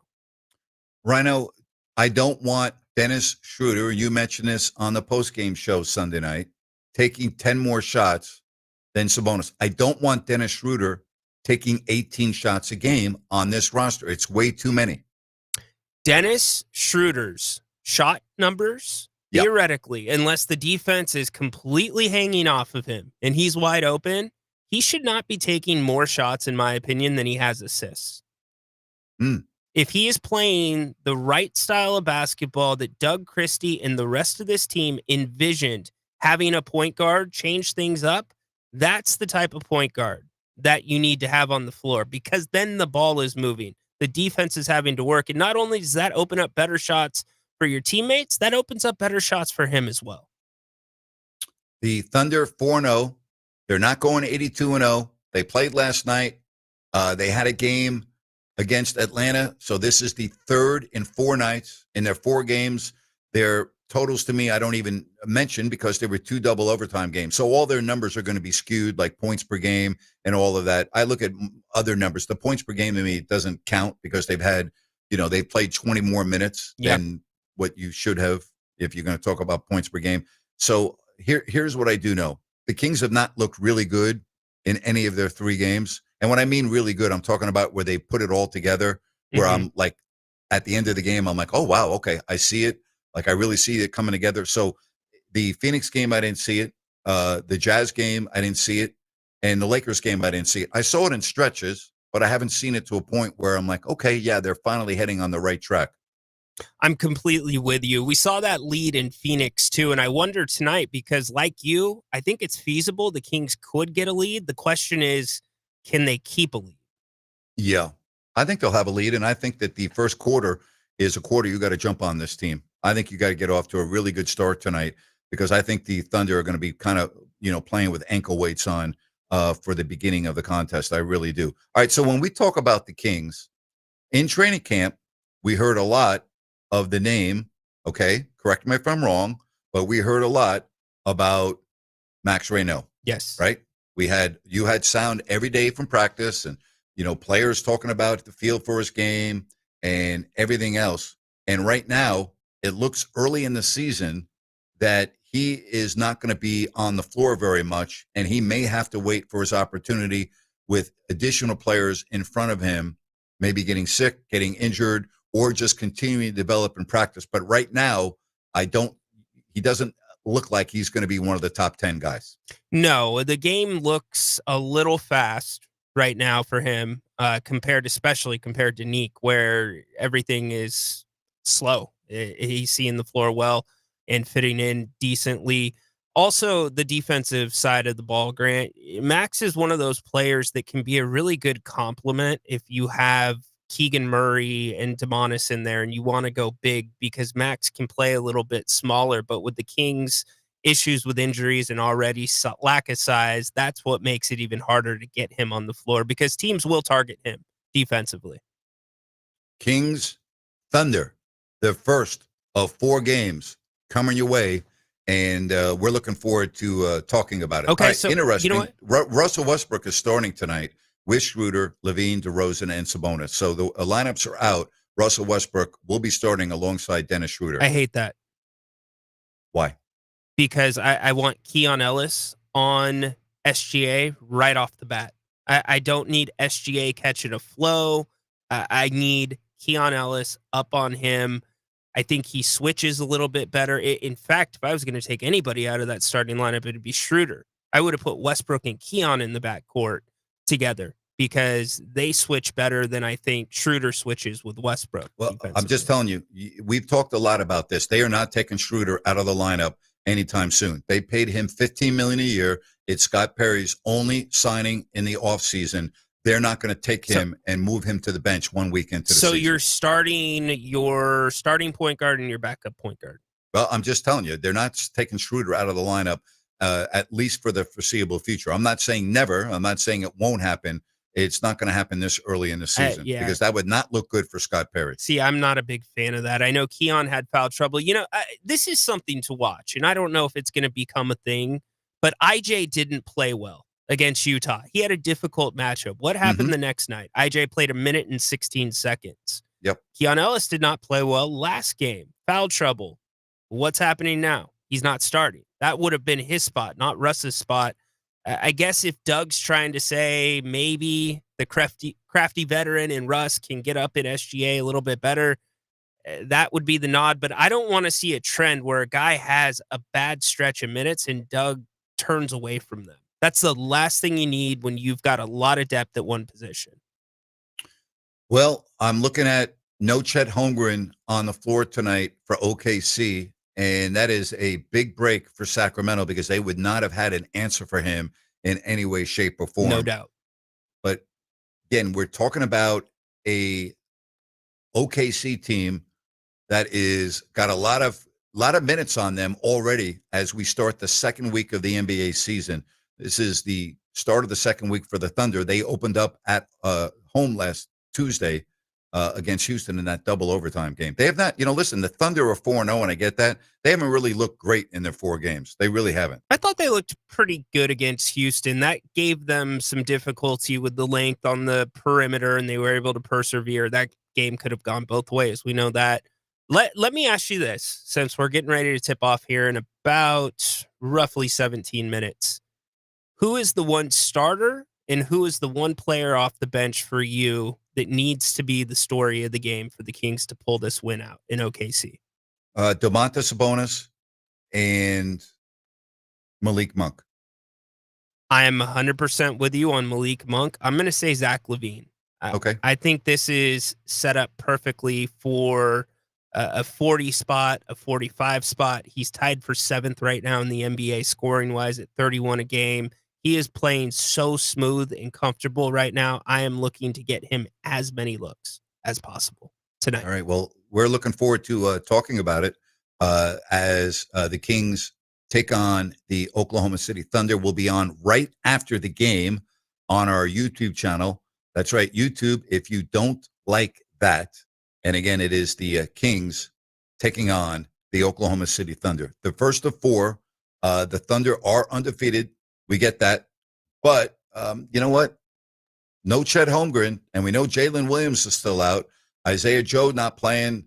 This is a Thunder team that I think the Kings can jump on early in this game. Pace, run, and keep running and keep running and keep running. So, again, as we've talked about, Russell Westbrook is getting the nod, and he will start his first game for the Sacramento Kings in the backcourt with Dennis Schroeder. And for the record, I'm with Ryan. I'm not crazy about that. I'm not crazy about it. I would have had Keon Ellis on the floor. I think in this particular situation in SGA and the way the Kings want to pressure, Westbrook cannot pressure SGA like Keon Ellis. No. Can't. And you would think starting Russ means you're going to put Russ on SGA. And you're not going to, or maybe they're going to put Russ on Dort. See, that's where I would get confused. I don't think you start Schroeder on SGA. I think they're going to start Schroeder on SGA. Well, then why do you start Russ? Yeah, well, we'll see. We'll see. So to me, this is one of those games. And remember, the other Jalen Williams dropped 42 on the Kings last year. Tell me if you disagree. This is a game where SGA, you want to get 50? Get 50. It can't be the other guys. Yeah, it's a very good point. I can't disagree with that. I'm looking at this team. I'm looking at the Thunder, and I'm looking, who's playing and who's not. I want to see how many minutes Alex Caruso plays tonight. That's going to be a real key. He's been out with the concussion. He didn't play last night. They're going to need him tonight. They're really going to need. And what's he? He's a bundle of energy when he's on the floor, right? Absolutely. Does a little bit of everything. Picks that team up when they're slacking. And that's also a wild card that's a big check mark in the category of the Oklahoma City Thunder. Big check mark. Yep. You don't have that guy right now. You might have that guy eventually in Nick Clifford. But yeah, you might. Yeah, that's a great point. And let's hope Nick's going to be coming back soon. He'll be reevaluated this week on the hamstring strain, and hopefully he can get back here real soon. So anyway, the Kings and the Thunder tip off in about 15 minutes. I've got Grant's Rant coming up, Sean Salisbury after that, and then we'll get you right up to the end of the 5 o'clock hour and get ready for our post-game show over on YouTube if you don't like that. 1 hour left, and again, I've got Grant's Rant. I also have my 5 top teams in the NFL next hour. I'm going to give away my top team. I mean, I got to take the Colts at 7-1. I mean, come on, how can I not put the Colts? Raise your hand if you had the Colts as the top team in the NFL through 8 weeks with Daniel Jones as the quarterback. I mean, it's unbelievable. Just play the games, right? Just play the games. Grant's Rant next right here on Fox Sports Sacramento.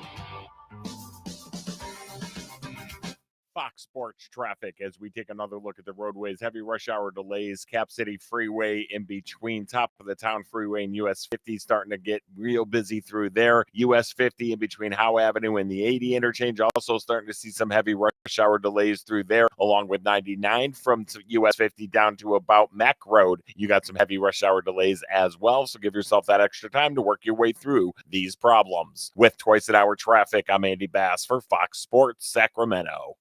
Looking for the ultimate night out? Welcome to HQ Showgirls, Sacramento's premier adult gentlemen's club. We're the only topless club between Reno and San Francisco serving alcohol, beer, wine, and champagne. All inside over 6,000 square feet of pure excitement. Planning a party or a VIP night? Call our VIP manager now at 916-389-0199 to book your table. Come experience the energy at HQ Showgirls, 851 Richards Boulevard, Sacramento. Open 9 p.m. to 3 a.m. Sunday through Thursday and until 4 a.m. Friday and Saturday. Visit hqnightclub.com, where the night begins and never stops.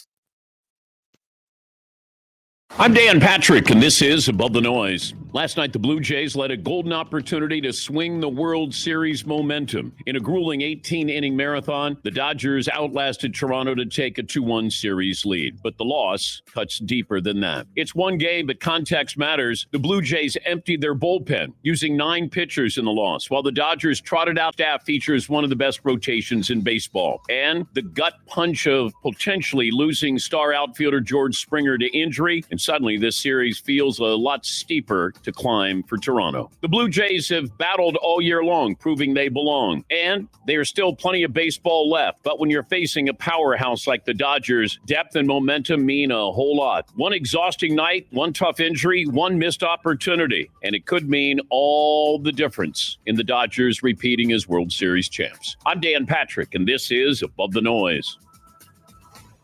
It's being called the Golden Bonanza Sweepstakes. Thanks to our friends at Mako, the DP Show, proud to be a part of this, giving listeners a chance to join us in San Francisco for Super Week. That's right, a trip for 2, including round-trip coach airfare, 3 nights, hotel stay, ground transportation, and VIP access to see us do our show. If that's not enough, Mako also giving away 5 free paint jobs and 10 Mako and DP Show swag bags as runner-up prizes. It's really simple to enter. You go to danpatrick.com. The best news, you can enter daily for a chance to win. You can also receive a 25% off coupon to use at any Mako shop. Visit any Mako location now for a free estimate and redeem the coupon. Terms and conditions apply. Remember, go to danpatrick.com for official rules. No purchase necessary. Void in Alaska, Hawaii, and where prohibited. Open to contiguous U.S. D.C. residents 18 or over. Ends 11/23/25. Tell your friends. Grant's back. Grant Napear is back on the Sacramento airwaves right here. KSAC 890 AM Olivehurst. K284CM 104.7 FM Sacramento. It's time for Grant. All right, it is time for some rule changes in professional sports. NBA, when the game goes to overtime, a player gets an additional foul. Coaches get timeouts in overtime. Why not give a player an additional foul? I'm tired of seeing overtime games decided by backups. It's ridiculous. If you're in the game at the end of regulation and it goes to overtime, you get an extra foul. I've never understood that. Why do we want games in overtime decided by backups? It happens too often, right? Overtime starts, and what happens? You see a player pick up a foul, and he's gone. So give players in the NBA in overtime an extra foul, only if they're still in the game. If you foul out in regulation, then it's not happening, all right? If you foul out in regulation, you don't get an extra foul. You need an extra foul. I want overtime games decided by the regulars, by the players that are on the floor. I don't want guys fouling out because they didn't get an extra foul. And if you say, no, I don't like that, then why are you giving the coaches additional timeouts in overtime? Give the players that are still in a game after regulation an additional foul. And I've got a solution, or at least an idea, for Major League Baseball. You are allowed to give an intentional walk to a player once a game. Once. Not twice, not 3 times, not 4 times. Once. That's what I'd like to see. And that's my rant for today. All right, a lot of college, a lot of NFL talk each and every Tuesday with Sean Salisbury right here on the Grant Napear Show. Sean, how are you? Hello? Sean, how are you today? We're having a problem with Sean. You know what? Just reschedule Sean. All right? Reschedule, and we'll put him on. We're obviously having a problem with our phone line, so reschedule Sean. It's unfortunate. I really wanted to talk some college in the NFL, but we've got a bug in our lines today. I was not able to have Brian Knight on, and now I'm not able to have Sean on. So just reschedule him, see if Sean can come on tomorrow, and hopefully we can get that bug worked out, and we will go from there. Back to the Kings and the starting lineups. I want to give you the starting lineups for the Oklahoma City Thunder. We've got Dort, Wiggins, Hartenstein, Wallace, and SGA. Again, Dort, Wiggins, Hartenstein, Wallace, and Alexander. For the Kings, DeRozan, Westbrook, Sabonis, Levine, and Schroeder. Not playing tonight. No Chet Holmgren, no Isaiah Joe, no Jalen Williams. Those are the key ones, but particularly Williams and Chet Holmgren. So Wallace starts. He'll be matched up, you would think, against Levine.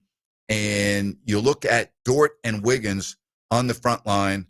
And again, Russell Westbrook is starting with Schroeder and Levine, DeRozan, and Sabonis. So give me your thoughts on the game tonight. Let's get in before the game starts, before they tip off. What do you think?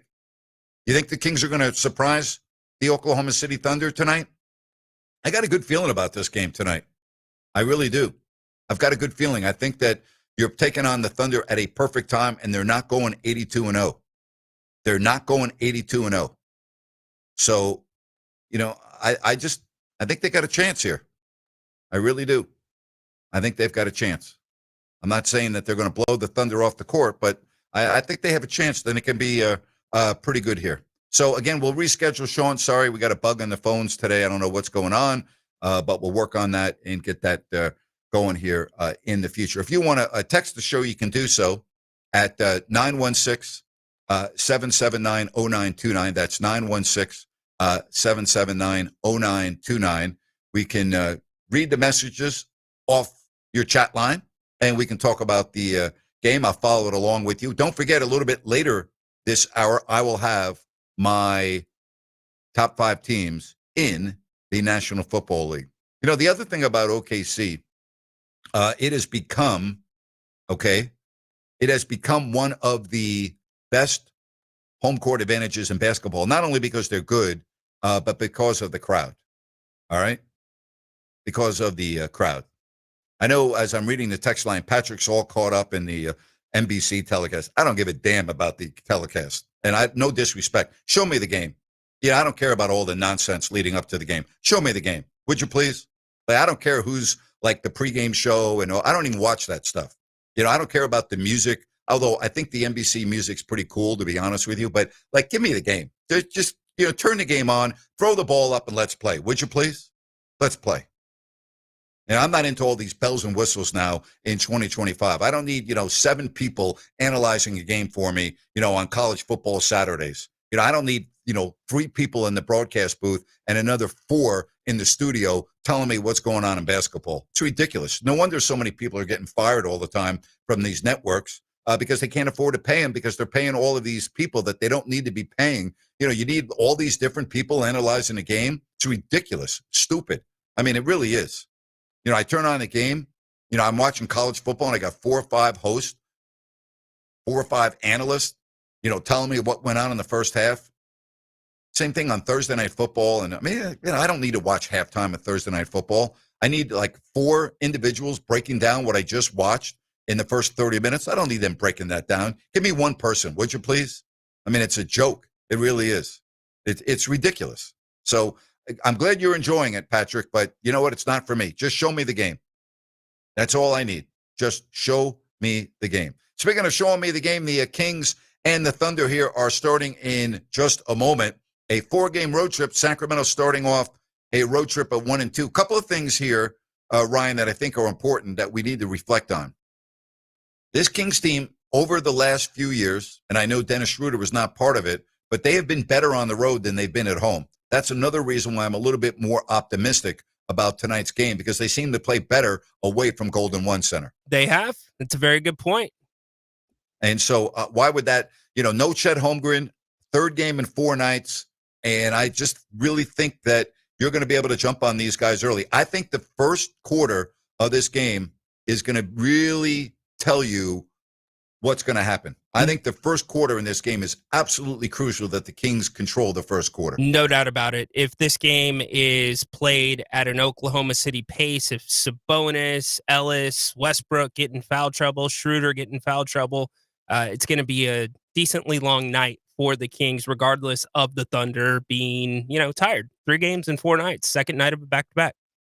And I'm hearing a lot of things coming out of OKC, and I don't know if you believe this, Rhino, that the number 70 is really important to them, and they feel that they have a team that's good enough to win 70-plus games this year and be really considered one of the great teams. Now, you can't be considered one of the great teams in history until you win multiple championships, but you can't win multiple championships until you win one, and they've got that. And I know that's been the theme in the offseason. Let's not just be one and done. Let's build a dynasty here. And when you look at their assets, and again, in addition to the players that they already have, they're in a position to do that. They have, I think, the best general manager in basketball, and what Presti's done there. Easily. They're set up for not only the present, they're set up for the future. They can do what they need to do. Speaking of the present and the future, it's like Sam Presti got the Beckett from Back to the Future, and he saw what the next NBA CBA was going to look like. Yeah. Because he constructed this team perfectly for it. There was no way to have that foresight. And not only are they solid and deep now, Grant, they have pieces that are continuing to develop. Yes. That are going to be valuable to other teams, to where the great point. Thunder can always swerve a little bit. And they still have a ton of draft picks in their back pocket.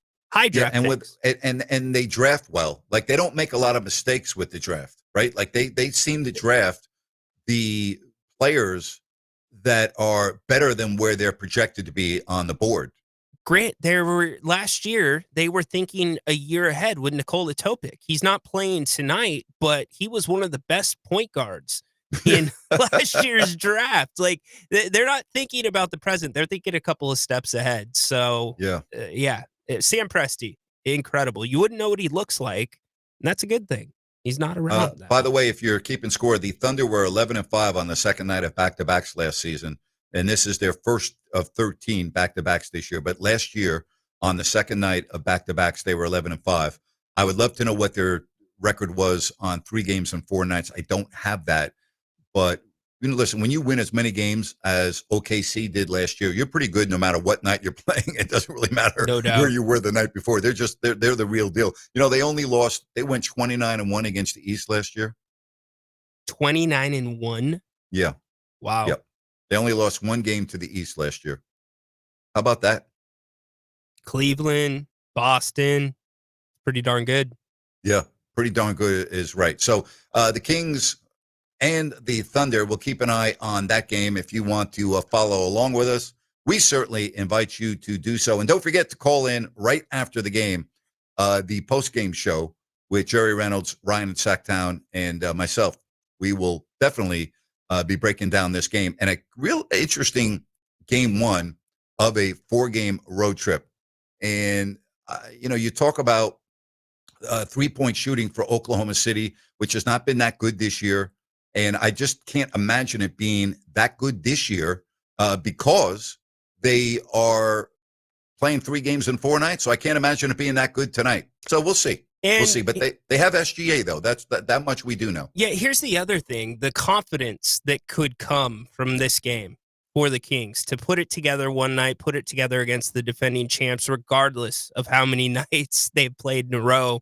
That's not going to reflect on the schedule when you look at it at the end of the season. I think this could start the road trip off well. And as I do, and this is an AI search per Google, the Thunder did not have any 3 games in 4 nights stretches last season. I'm going to double check that, but that's what Google AI is coming up with. Is that right? I'm going to double check that. That doesn't seem right. That's hard to imagine that a team would not have 3 and 4. The Kings had that happen a couple of times, did they not? Yes, they did.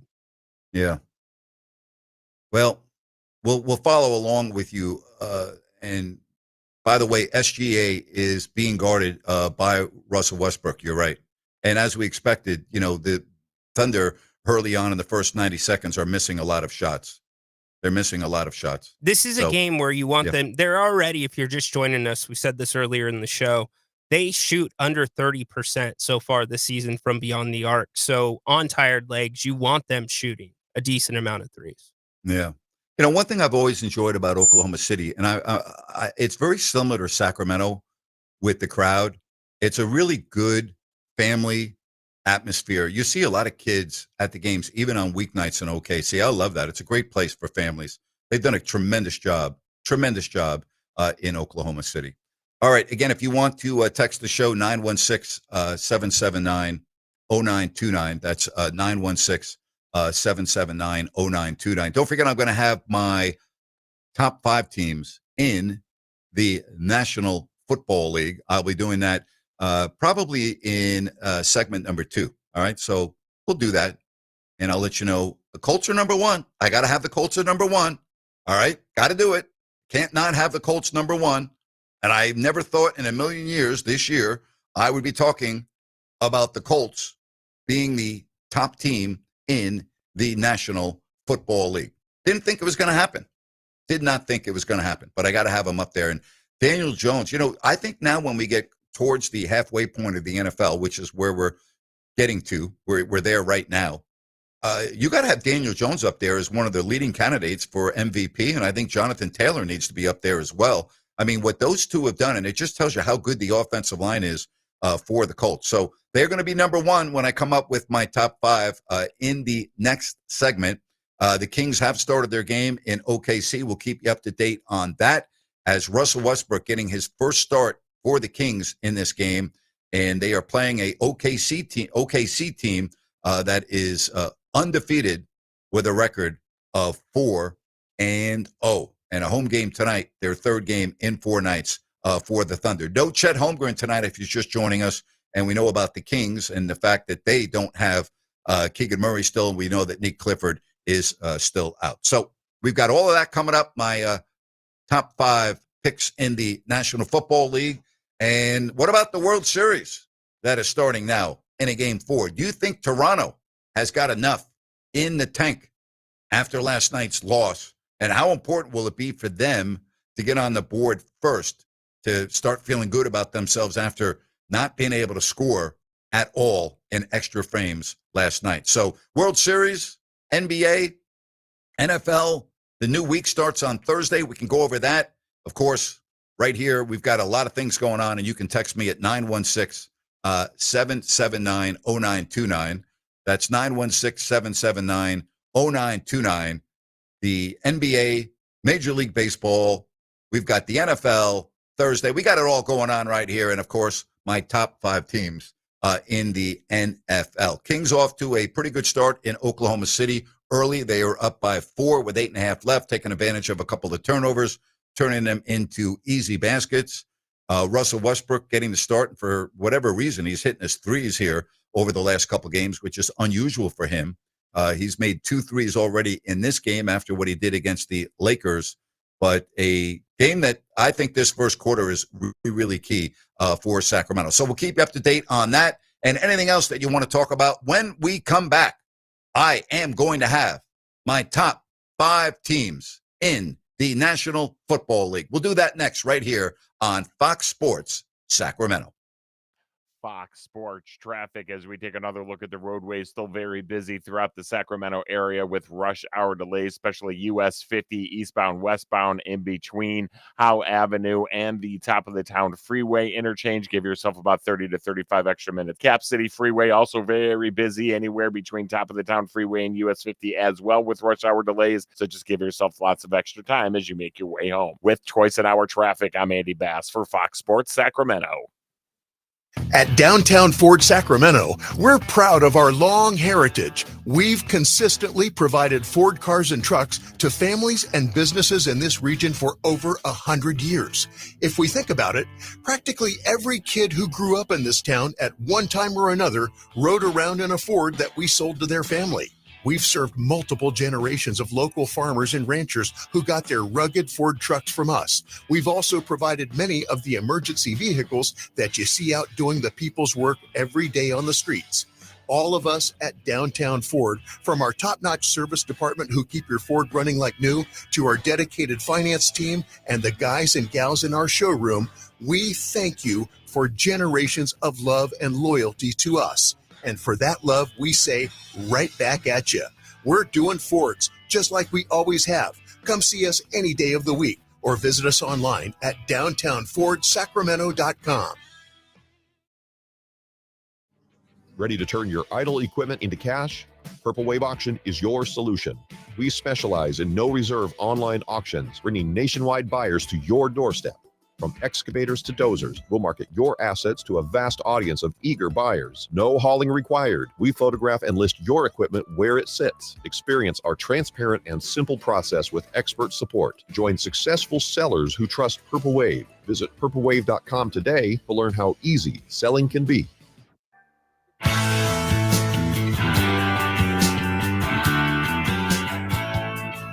All right, back with you here on the Grant Napear Show. My top 5 teams in the NFL will start from 5th and work our way down. And I know a lot of people have the Kansas City Chiefs as the best team right now in the AFC. You can't have them in front of the Indianapolis Colts. I mean, that's not fair. You can't do that. You can have them in the top 5, but you can't have them that high. So I know the Green Bay Packers are 5-1-1, but they don't look great. They look good, but they are a top team. I'm going to have them 5th on my list. The Green Bay Packers come in at number 5 on my top 5 teams in the National Football League. This may surprise some people at number 4, but I think the New England Patriots, I love the way Mike Vrabel's coaching his team. They have a plus-minus of plus 67, and they are really, really good. So I'm going to put them this week at 4th on my list of top teams in the NFL. Gets tougher as we get closer to 1, 2, and 3. Who is the 3rd best team in the National Football League? I'm going to go with the Philadelphia Eagles, who find ways to win. They're 6-2. Now, I know people are going to be complaining that I don't have Denver there because they're 6-2 and they beat Philadelphia. But I'm talking about now and how teams are playing now, and I like what they've done at home. I like how they play on the road. So I'm going to put the Eagles in there. I'm going to put the Detroit Lions. I think they are the 2nd best team in the NFL. And then, of course, the Indianapolis Colts at 7-1. I know a lot of people are going to disagree on this, and I'm fine. You know, they're probably going to think, gee, you know, what about the Patriots? And they're going to say, Napes, where are the Kansas City Chiefs? You know, you just said the Chiefs are one of the top teams. Yeah, but they got 3 losses. And I know maybe today, but I have a very difficult time putting a team that's 5-3 on my list. I know you could do it. All right. You could you could say they're better than Philadelphia right now. You could say Napes, I would put them ahead of New England. They're only 6-2 and 5-3. You could say Napes, they're better than the Packers. I got the Packers at 5. The Chiefs are right on the doorstep. They're right on my doorstep. They're right on my doorstep. Like they got 1 foot in the door. And next week, let me tell you something. If the Chiefs go into Buffalo and beat a Bills team who maybe have found themselves, then guess what? I'll change my mind. And I'll all of a sudden have the Chiefs near the very top of the list. So there you have it. My top 5 teams in the National Football League. Kings and Thunder passed the halfway point in the first quarter, and the Kings have a 16-15 lead. That's 5:30 left, and Russell Westbrook has made 3 threes in this first quarter already. It's amazing how good his three-point shot looks this year. That has been a real nemesis for him in his entire career, but shooting the ball very, very well. So, again, the Kings and the Thunder playing. Don't forget to join us on the postgame show over on YouTube if you don't like that. Rhino, you're probably going to say, Napes, you got to have the Chiefs in there, right? You're going to say, Napes, how come you don't have the Chiefs in there at 5-3? I'm not, but I would ask you if you didn't know the records and you were going off the eyeball test, would the Chiefs be in there? Not if I watched the first half last night. Okay. If I watched the second half, yes. And I know that it's a 60-minute game and it's not a 30-minute game, and I can't just judge a team based on one quarter here and one quarter there. To be honest with you, I think the team you root for is one of the top 5 teams in football, and the Seattle Seahawks. I really do. I like the Seahawks because I love the way they play defense every game. And I think when you play defense like that and your quarterback's very efficient and you have a running game, I like the Seahawks. I could see them being a real dangerous team if they're relatively healthy when January gets here, assuming they make the playoffs, and I think they will. They're sneaky, and they've shown that the offense can go off once in a while, and like against the Saints, when you have a night like that where the offense is rolling and the defense is nails, I mean, that's what they did to Denver in the Super Bowl, Napes. And I'm very close to putting Denver in my top 5 as they have now gone to 6-2, but their body of work has not been as impressive to me as like New England's body of work. So I'm have them behind New England. And right now, objectively speaking, and we're going to find out because they play each other twice, but I think if you put Denver and Kansas City on the field together right now, I think Kansas City would win that game. Me too. I don't know that Denver can match up with the speed on the outside, especially with Rice back now. Yeah, with Rice back, it makes a big difference. And the other team that's knocking on the door still are the Tampa Bay Buccaneers at 6-2. Pesky. So, I mean, there are a lot of good teams this year. I think it's exciting the way the NFL is setting up right now. It's not obvious who your Super Bowl teams are going to be. Nope. It's not like, oh, okay, great. This division's gone. This conference is gone. I'm looking forward to it. And I could see the Rams being in the Super Bowl. I mean, I really could. I think the NFC is so balanced with Green Bay, Detroit, Philadelphia, Tampa, depending on their health, the Rams. I mean, I think all those teams are very capable of going into February this year. I really do. It's amazing how quickly the NFL season flies. Oh, my gosh. You blink your eyes and you're in week 8. Yeah. I mean, it looks like I honestly just feel like it was last week that I was watching Derrick Henry fumble in the fourth quarter after telling my friend, Baltimore, are they going to be good this year? Baltimore looks like they're the real deal. And here we are, and Baltimore is not even, anywhere near relevance of teams that have a shot. So, yeah, it's crazy how fast it goes. You're right. I mean, we're at the halfway point. I mean, the calendar's turning into November this week. It's freaking Halloween on Friday. How about that for you? Crazy. I was talking to my son this morning. He's on track schedules, and he's about to get his long break. It's like, whoa, it's flown Now, how by. long of a break is that? It's over 6 weeks. It's ridiculous. 6 weeks? When Thanksgiving rolls around, he does not go back to school until after the start of the new year. Wow. How about that? Well, Dad's going to have his hands full. Dad does have his hands full right now. Mom is out of town at a conference. Actually, a little easier when he's off track. Not gonna lie. Yeah, well, I will tell you, I'm out of the woods. I remember those days very well, with 2 instead of 1, and for those that have 3 and 4 and what have you. Yeah, these are the days. But as I said, you talk about how quickly the NFL season goes. Everything goes quickly. So enjoy this. Absolutely. Enjoy it. Let me add one more NFL question before we wrap this segment up. Bigger surprise, the Baltimore Ravens being where they're at, or the Colts? Fabulous question. I'm going to say the Colts because you never know what can happen with the impact of injuries. And, they have lost their quarterback now for several weeks, and he's a dynamic player in Lamar Jackson. So for that reason, I'm going to say the Colts because I don't think that the Ravens would be this bad had they had their quarterback on the field for every game. And the Colts have had their quarterback on the field for every game. For that reason, I'm going to answer the question that way. It's just a reminder with the Colts that building an NFL team starts up front. Boy, isn't that the truth? You have to have a good offensive line, Ryan.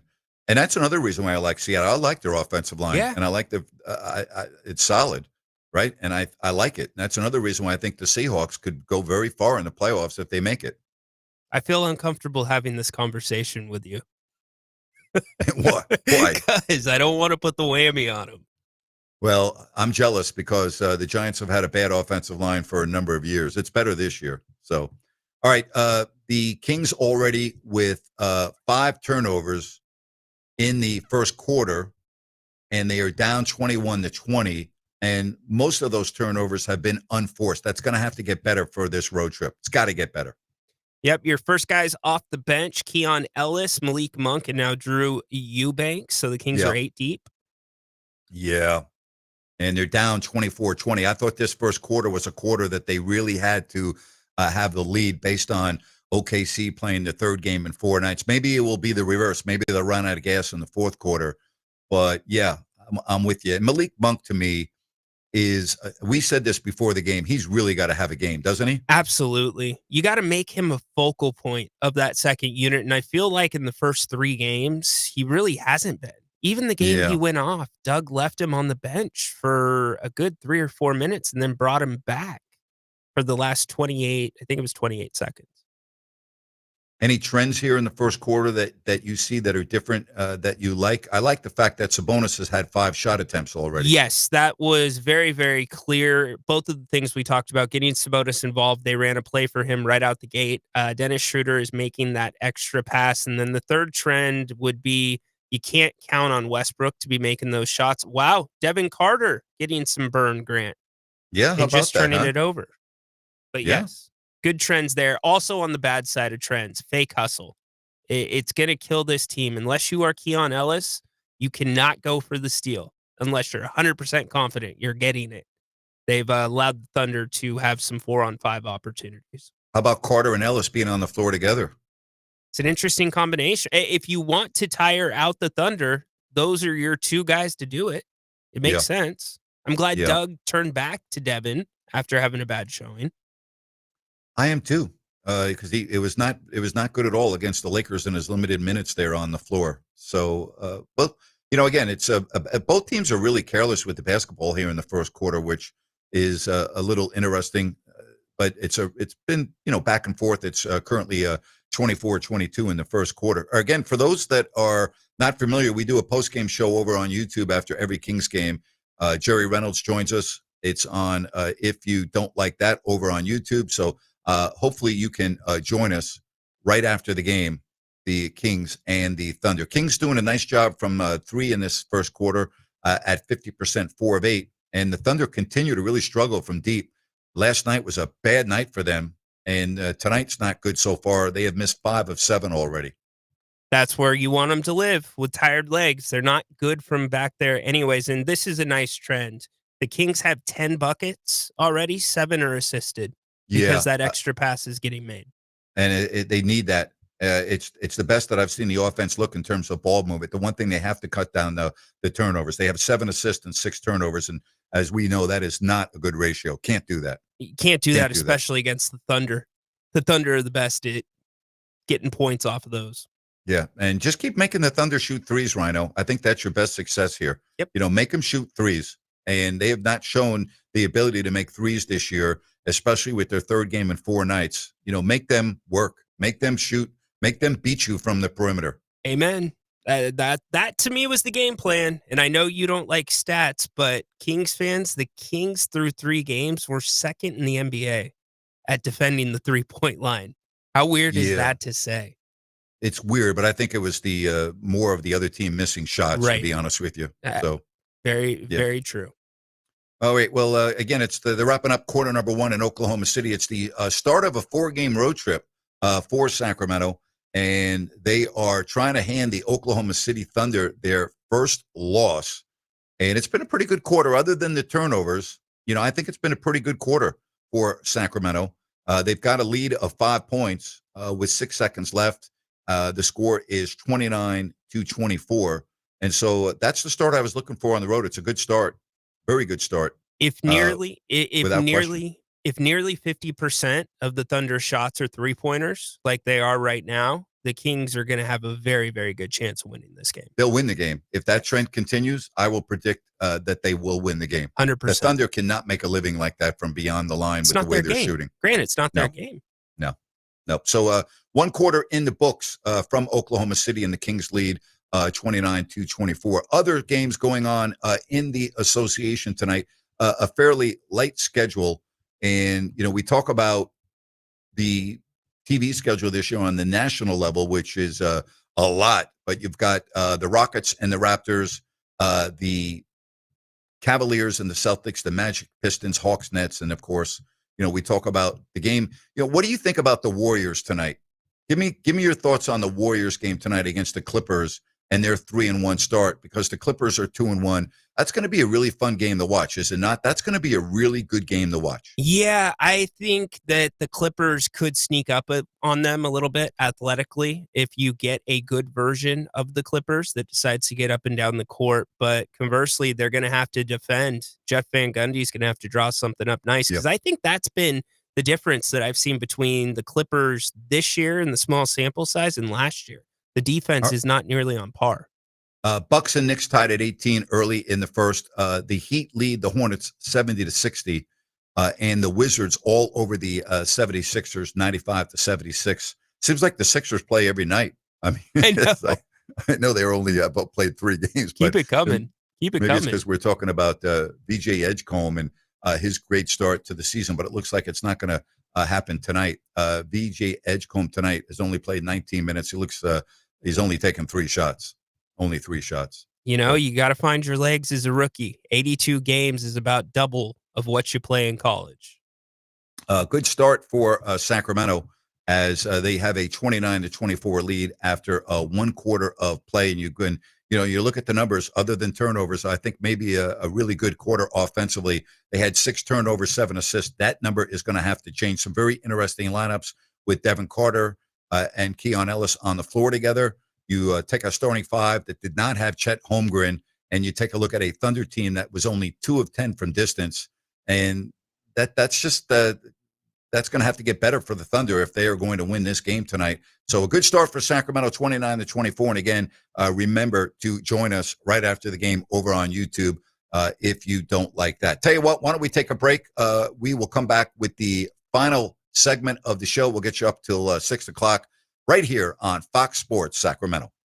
Fox Sports Traffic as we take one final look at the roadways. We got an accident blocking the center lane of I-80 eastbound at Truxell Road. Give yourself a couple of extra minutes to split that to the left or to the right to get around it. You got stop-and-go traffic pretty much from El Camino Avenue up to that scene. Heavy rush hour delays exist on US 50 in between Howe Avenue and Top of the Town Freeway on both sides. Definitely give yourself that extra time to work your way through there. With twice-an-hour traffic, I'm Andy Bass for Fox Sports Sacramento. The NBA season tips off, and so does DraftKings' newest fantasy game. DraftKings Pick 6 is the easiest way to play for big wins, with every possession giving you a shot at real money. Here's how to play. Just pick more or less on 2 or more stats and unlock the upside every game brings. The better your picks, the bigger your payout. Pick 6 is available in your state. Plus, new DraftKings customers can get $50 in bonus picks with just a $5 entry on your first pick set. Don't just watch basketball. Cash in. Download the DraftKings Pick 6 app now and use code KSAC. That's code KSAC. Play just $5. Get $50 in Pick 6 bonus picks. Make the call. Ride the upside in partnership with DraftKings Pick 6. The crown is yours. Gambling problem? Call 1-800-GAMBLER. Must be 18 and over. Age and eligibility varies by jurisdiction. Void where prohibited. 1 per new customer. Bonus awarded as non-withdrawable Pick 6 bonus picks that expire in 14 days. Limited time offer. See terms at pick6.draftkings.com/promos.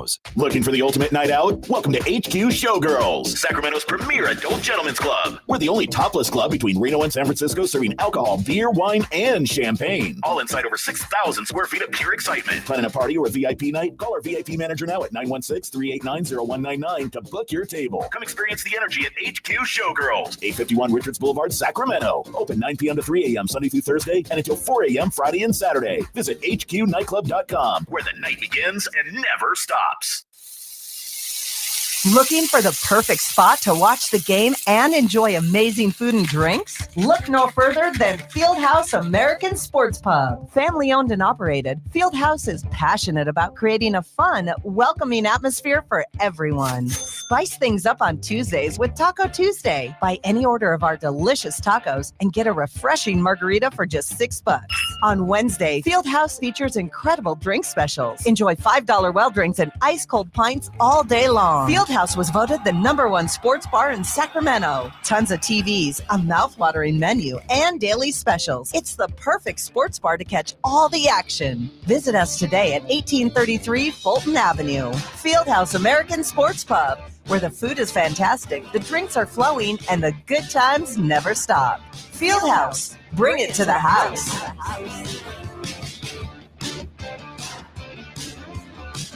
At Downtown Ford Sacramento, we're proud of our long heritage. We've consistently provided Ford cars and trucks to families and businesses in this region for over 100 years.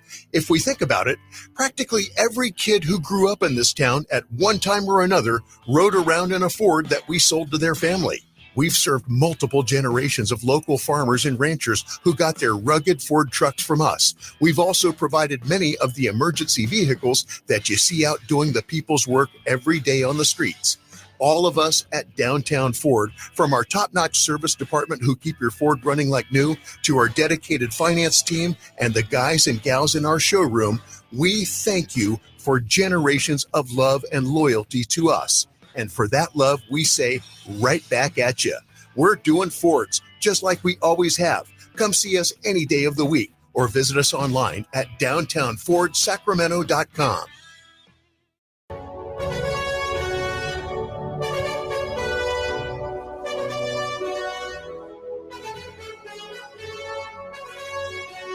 All right, final segment of the show. Get you right up till 6 o'clock. Talk about the Kings and the Thunder and the rest of the NBA and the World Series going on. Lots going on here as we wrap the month of October. Second quarter is underway with the Kings leading the Thunder by the score of 36-30. The story here so far, the Kings ball movement has been really, really good, and the three-point shooting for Oklahoma City has been really, really bad. So you got to like that for Sacramento's fortunes. Only 2 of 10 from beyond the arc for OKC here in the first half. Looking forward to talking about it after the game over on YouTube with Jerry Reynolds and Ryan in Sacktown. The Kings also going with a very, very small lineup with Devin Carter and Keon Ellis on the floor together over stretches, which I like. That's been very nice to watch.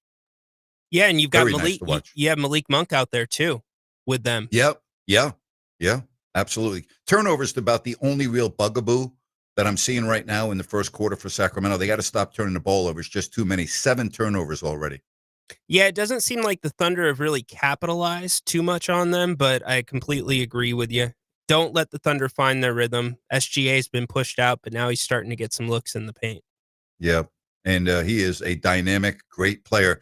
That's another thing. You don't want this game with 3 minutes left being tied with SGA on the floor because you might have some real problems. I would agree. And and you got to remind Russell Westbrook, if it goes away, that we got to pass the ball. Good luck with that. I don't know how you do it, but you got to find a way to do that. Hey, Russ? Yeah, I wish you the best of luck with that, you know? Also, the one thing I really do like what I'm seeing from Devin Carter, he's not wasting any time passing the ball. He's making that really quick pass, and it's really creating a lot of open shots for his teammates. Yeah, he's playing bigger than he is right now. He got a putback dunk, also blocked a shot. So good stuff by, whoa, what a pass by Malik. Yeah. In the back. Yeah. Again, second quarter action with the Kings and the Oklahoma City Thunder. And then to the airplane right after the game and a relatively quick flight to Chicago. Not that bad. And they'll take on the Bulls tomorrow, who are off to a very good start at 3-0. And then a couple days off Milwaukee, and then they wrap up the road trip in Denver against the Nuggets. All right, so that's the schedule ahead for Sacramento. We've got Thursday Night Football we'll be talking about. Got a slate of college games. Chris Landry, LandryFootball.com on Thursday. I'll try to reschedule Sean Salisbury, and we'll try to reconnect with Brian Knight, MLB umpire. So we got a lot of things going on this week.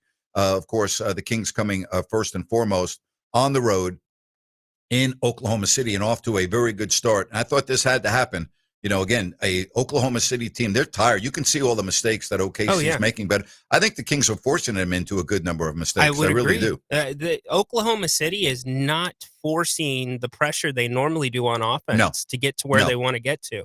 They're playing right into what the Kings wanted them to. I think this is Sacramento's best half of basketball so far based on the opponent. I know that Phoenix was, but I'm talking about based on the opponent. Yes, I would agree. Yeah, and the situation. You're playing a team that is 4-0. So I said before the game started, I really like the Kings' chances in this game. There's a long way to go, but I thought this was a schedule game. They're one of those games you look at on the schedule, just like I'm looking at it tomorrow from the Bulls' perspective. The Bulls are in a great situation to go 4-0.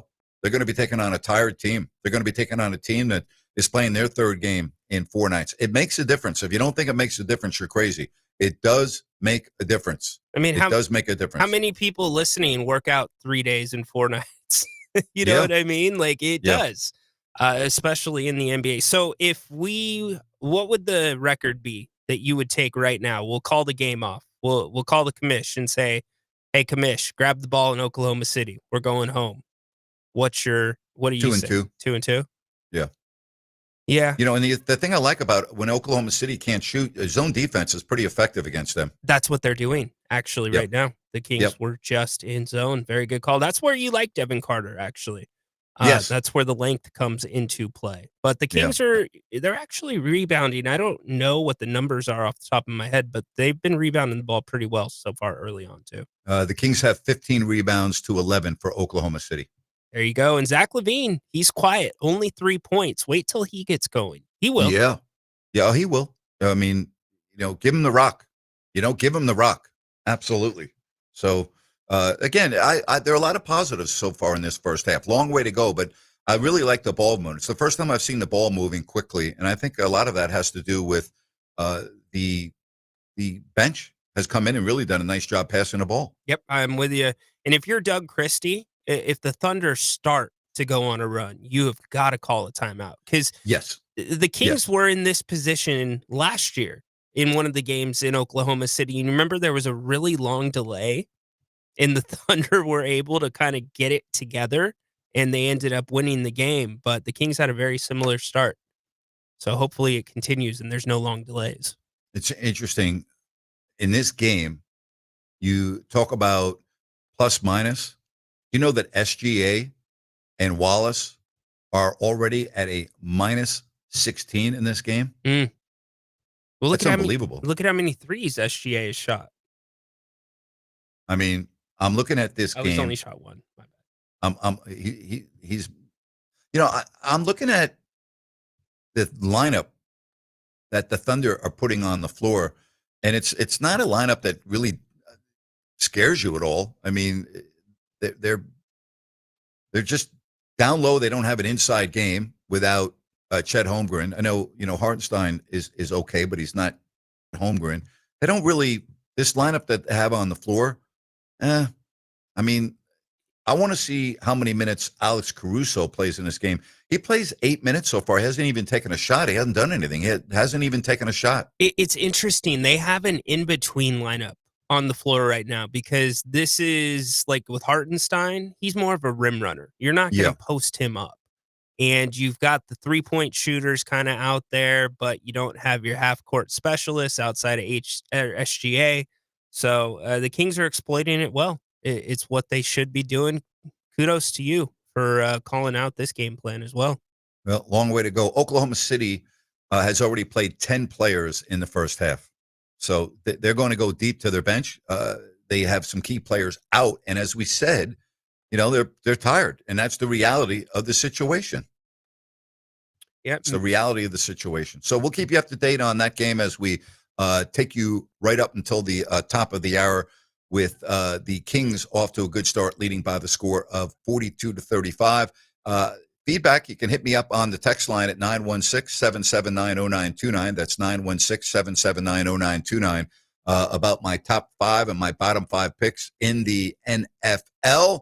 Tomorrow, another Kings game at 5 o'clock, taking on the Chicago Bulls. And tomorrow at 3 o'clock, we'll have a lot of reaction from this game tonight and the rest of the NBA. And a really good game coming up at 8 o'clock tonight with the Warriors and the Clippers. I'm going to watch that game. That should be a really interesting game tonight. The Warriors, a 3-1 start, and a team that just looks so good.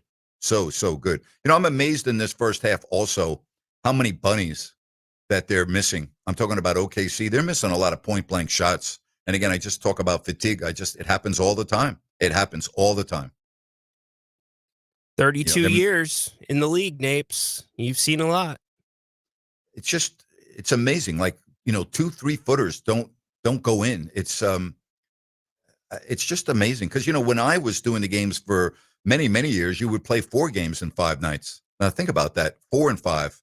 And very, very often on that last game, you'd be a bunch, as Jerry would like to call it, dead horses. Yeah, not a lot of rest management either. No. You didn't have rest management for the most part. It's a great point. You didn't have it. But Kings are shooting very well in this first half. They're at 53%. You shoot 53% on the road, you're going to win.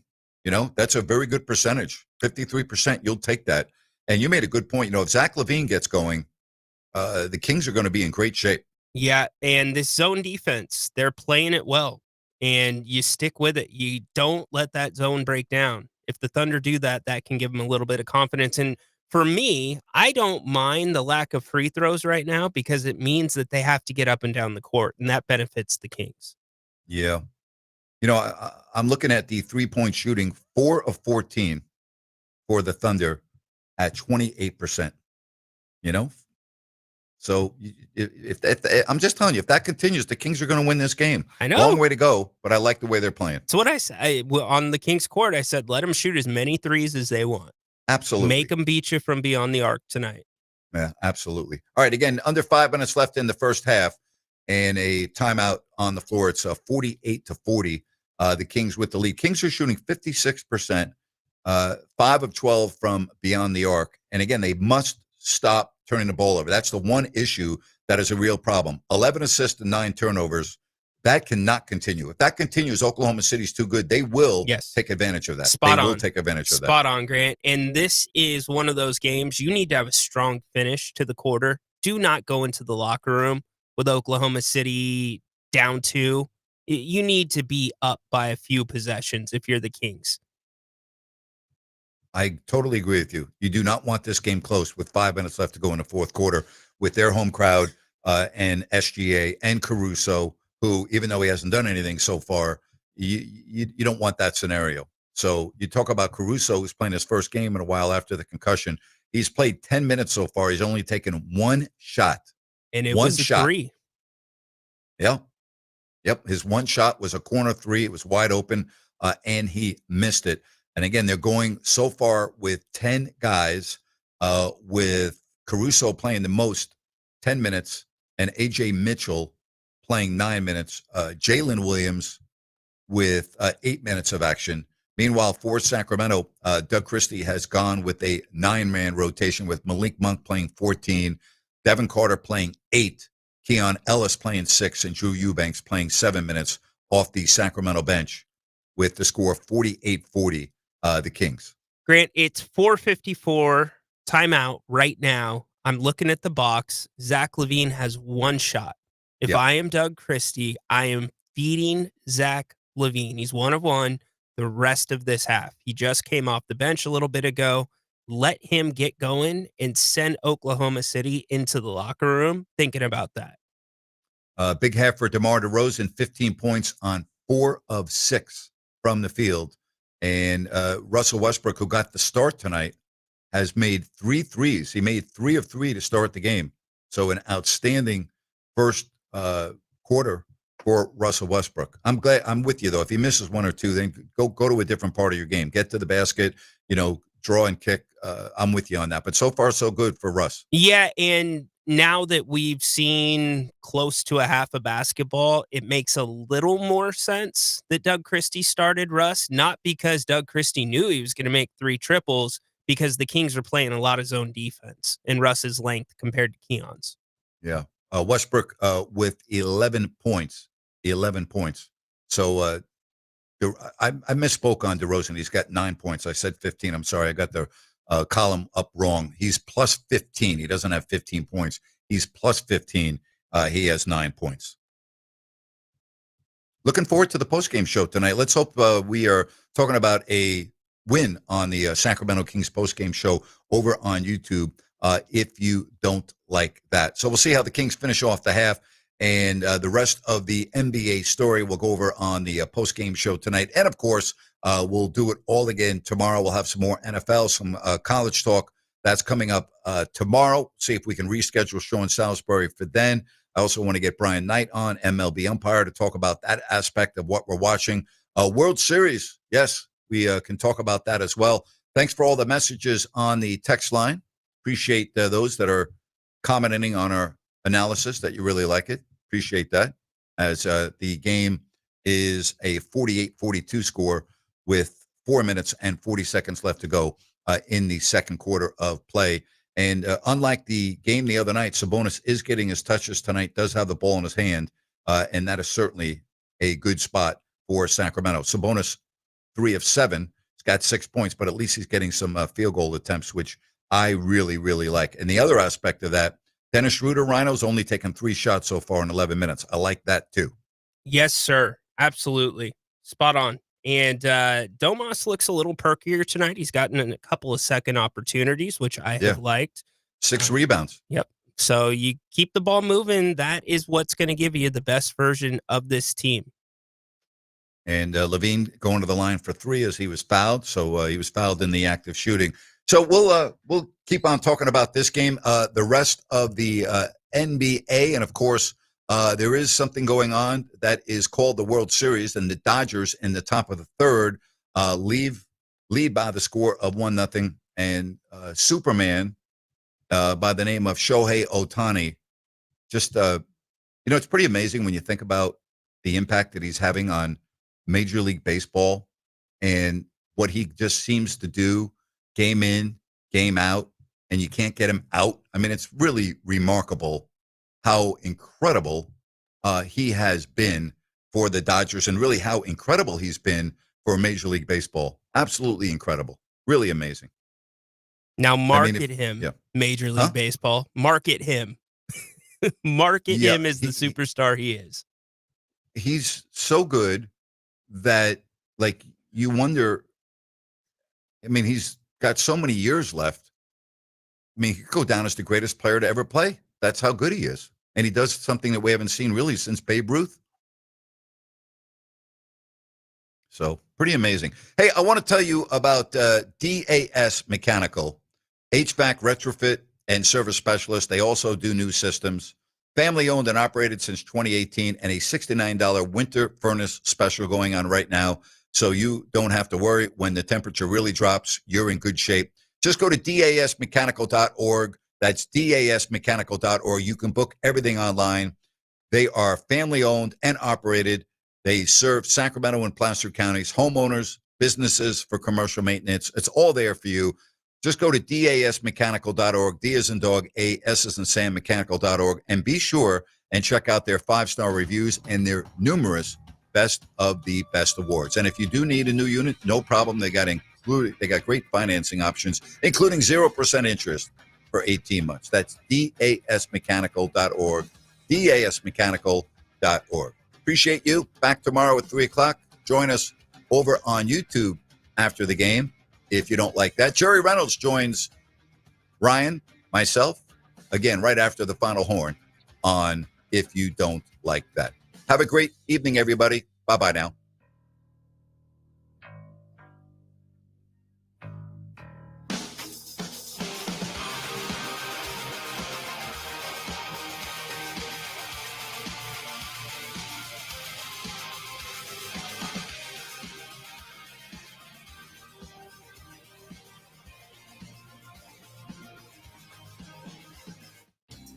Homeowners, the 30% federal tax credit for solar and green energy ends December 31st. Let me say that again. The 30% federal tax credit for solar and green energy ends December 31st. If you've been procrastinating about your home's solar addition, stop. Call locally owned Grabud Services and schedule your solar appointment today.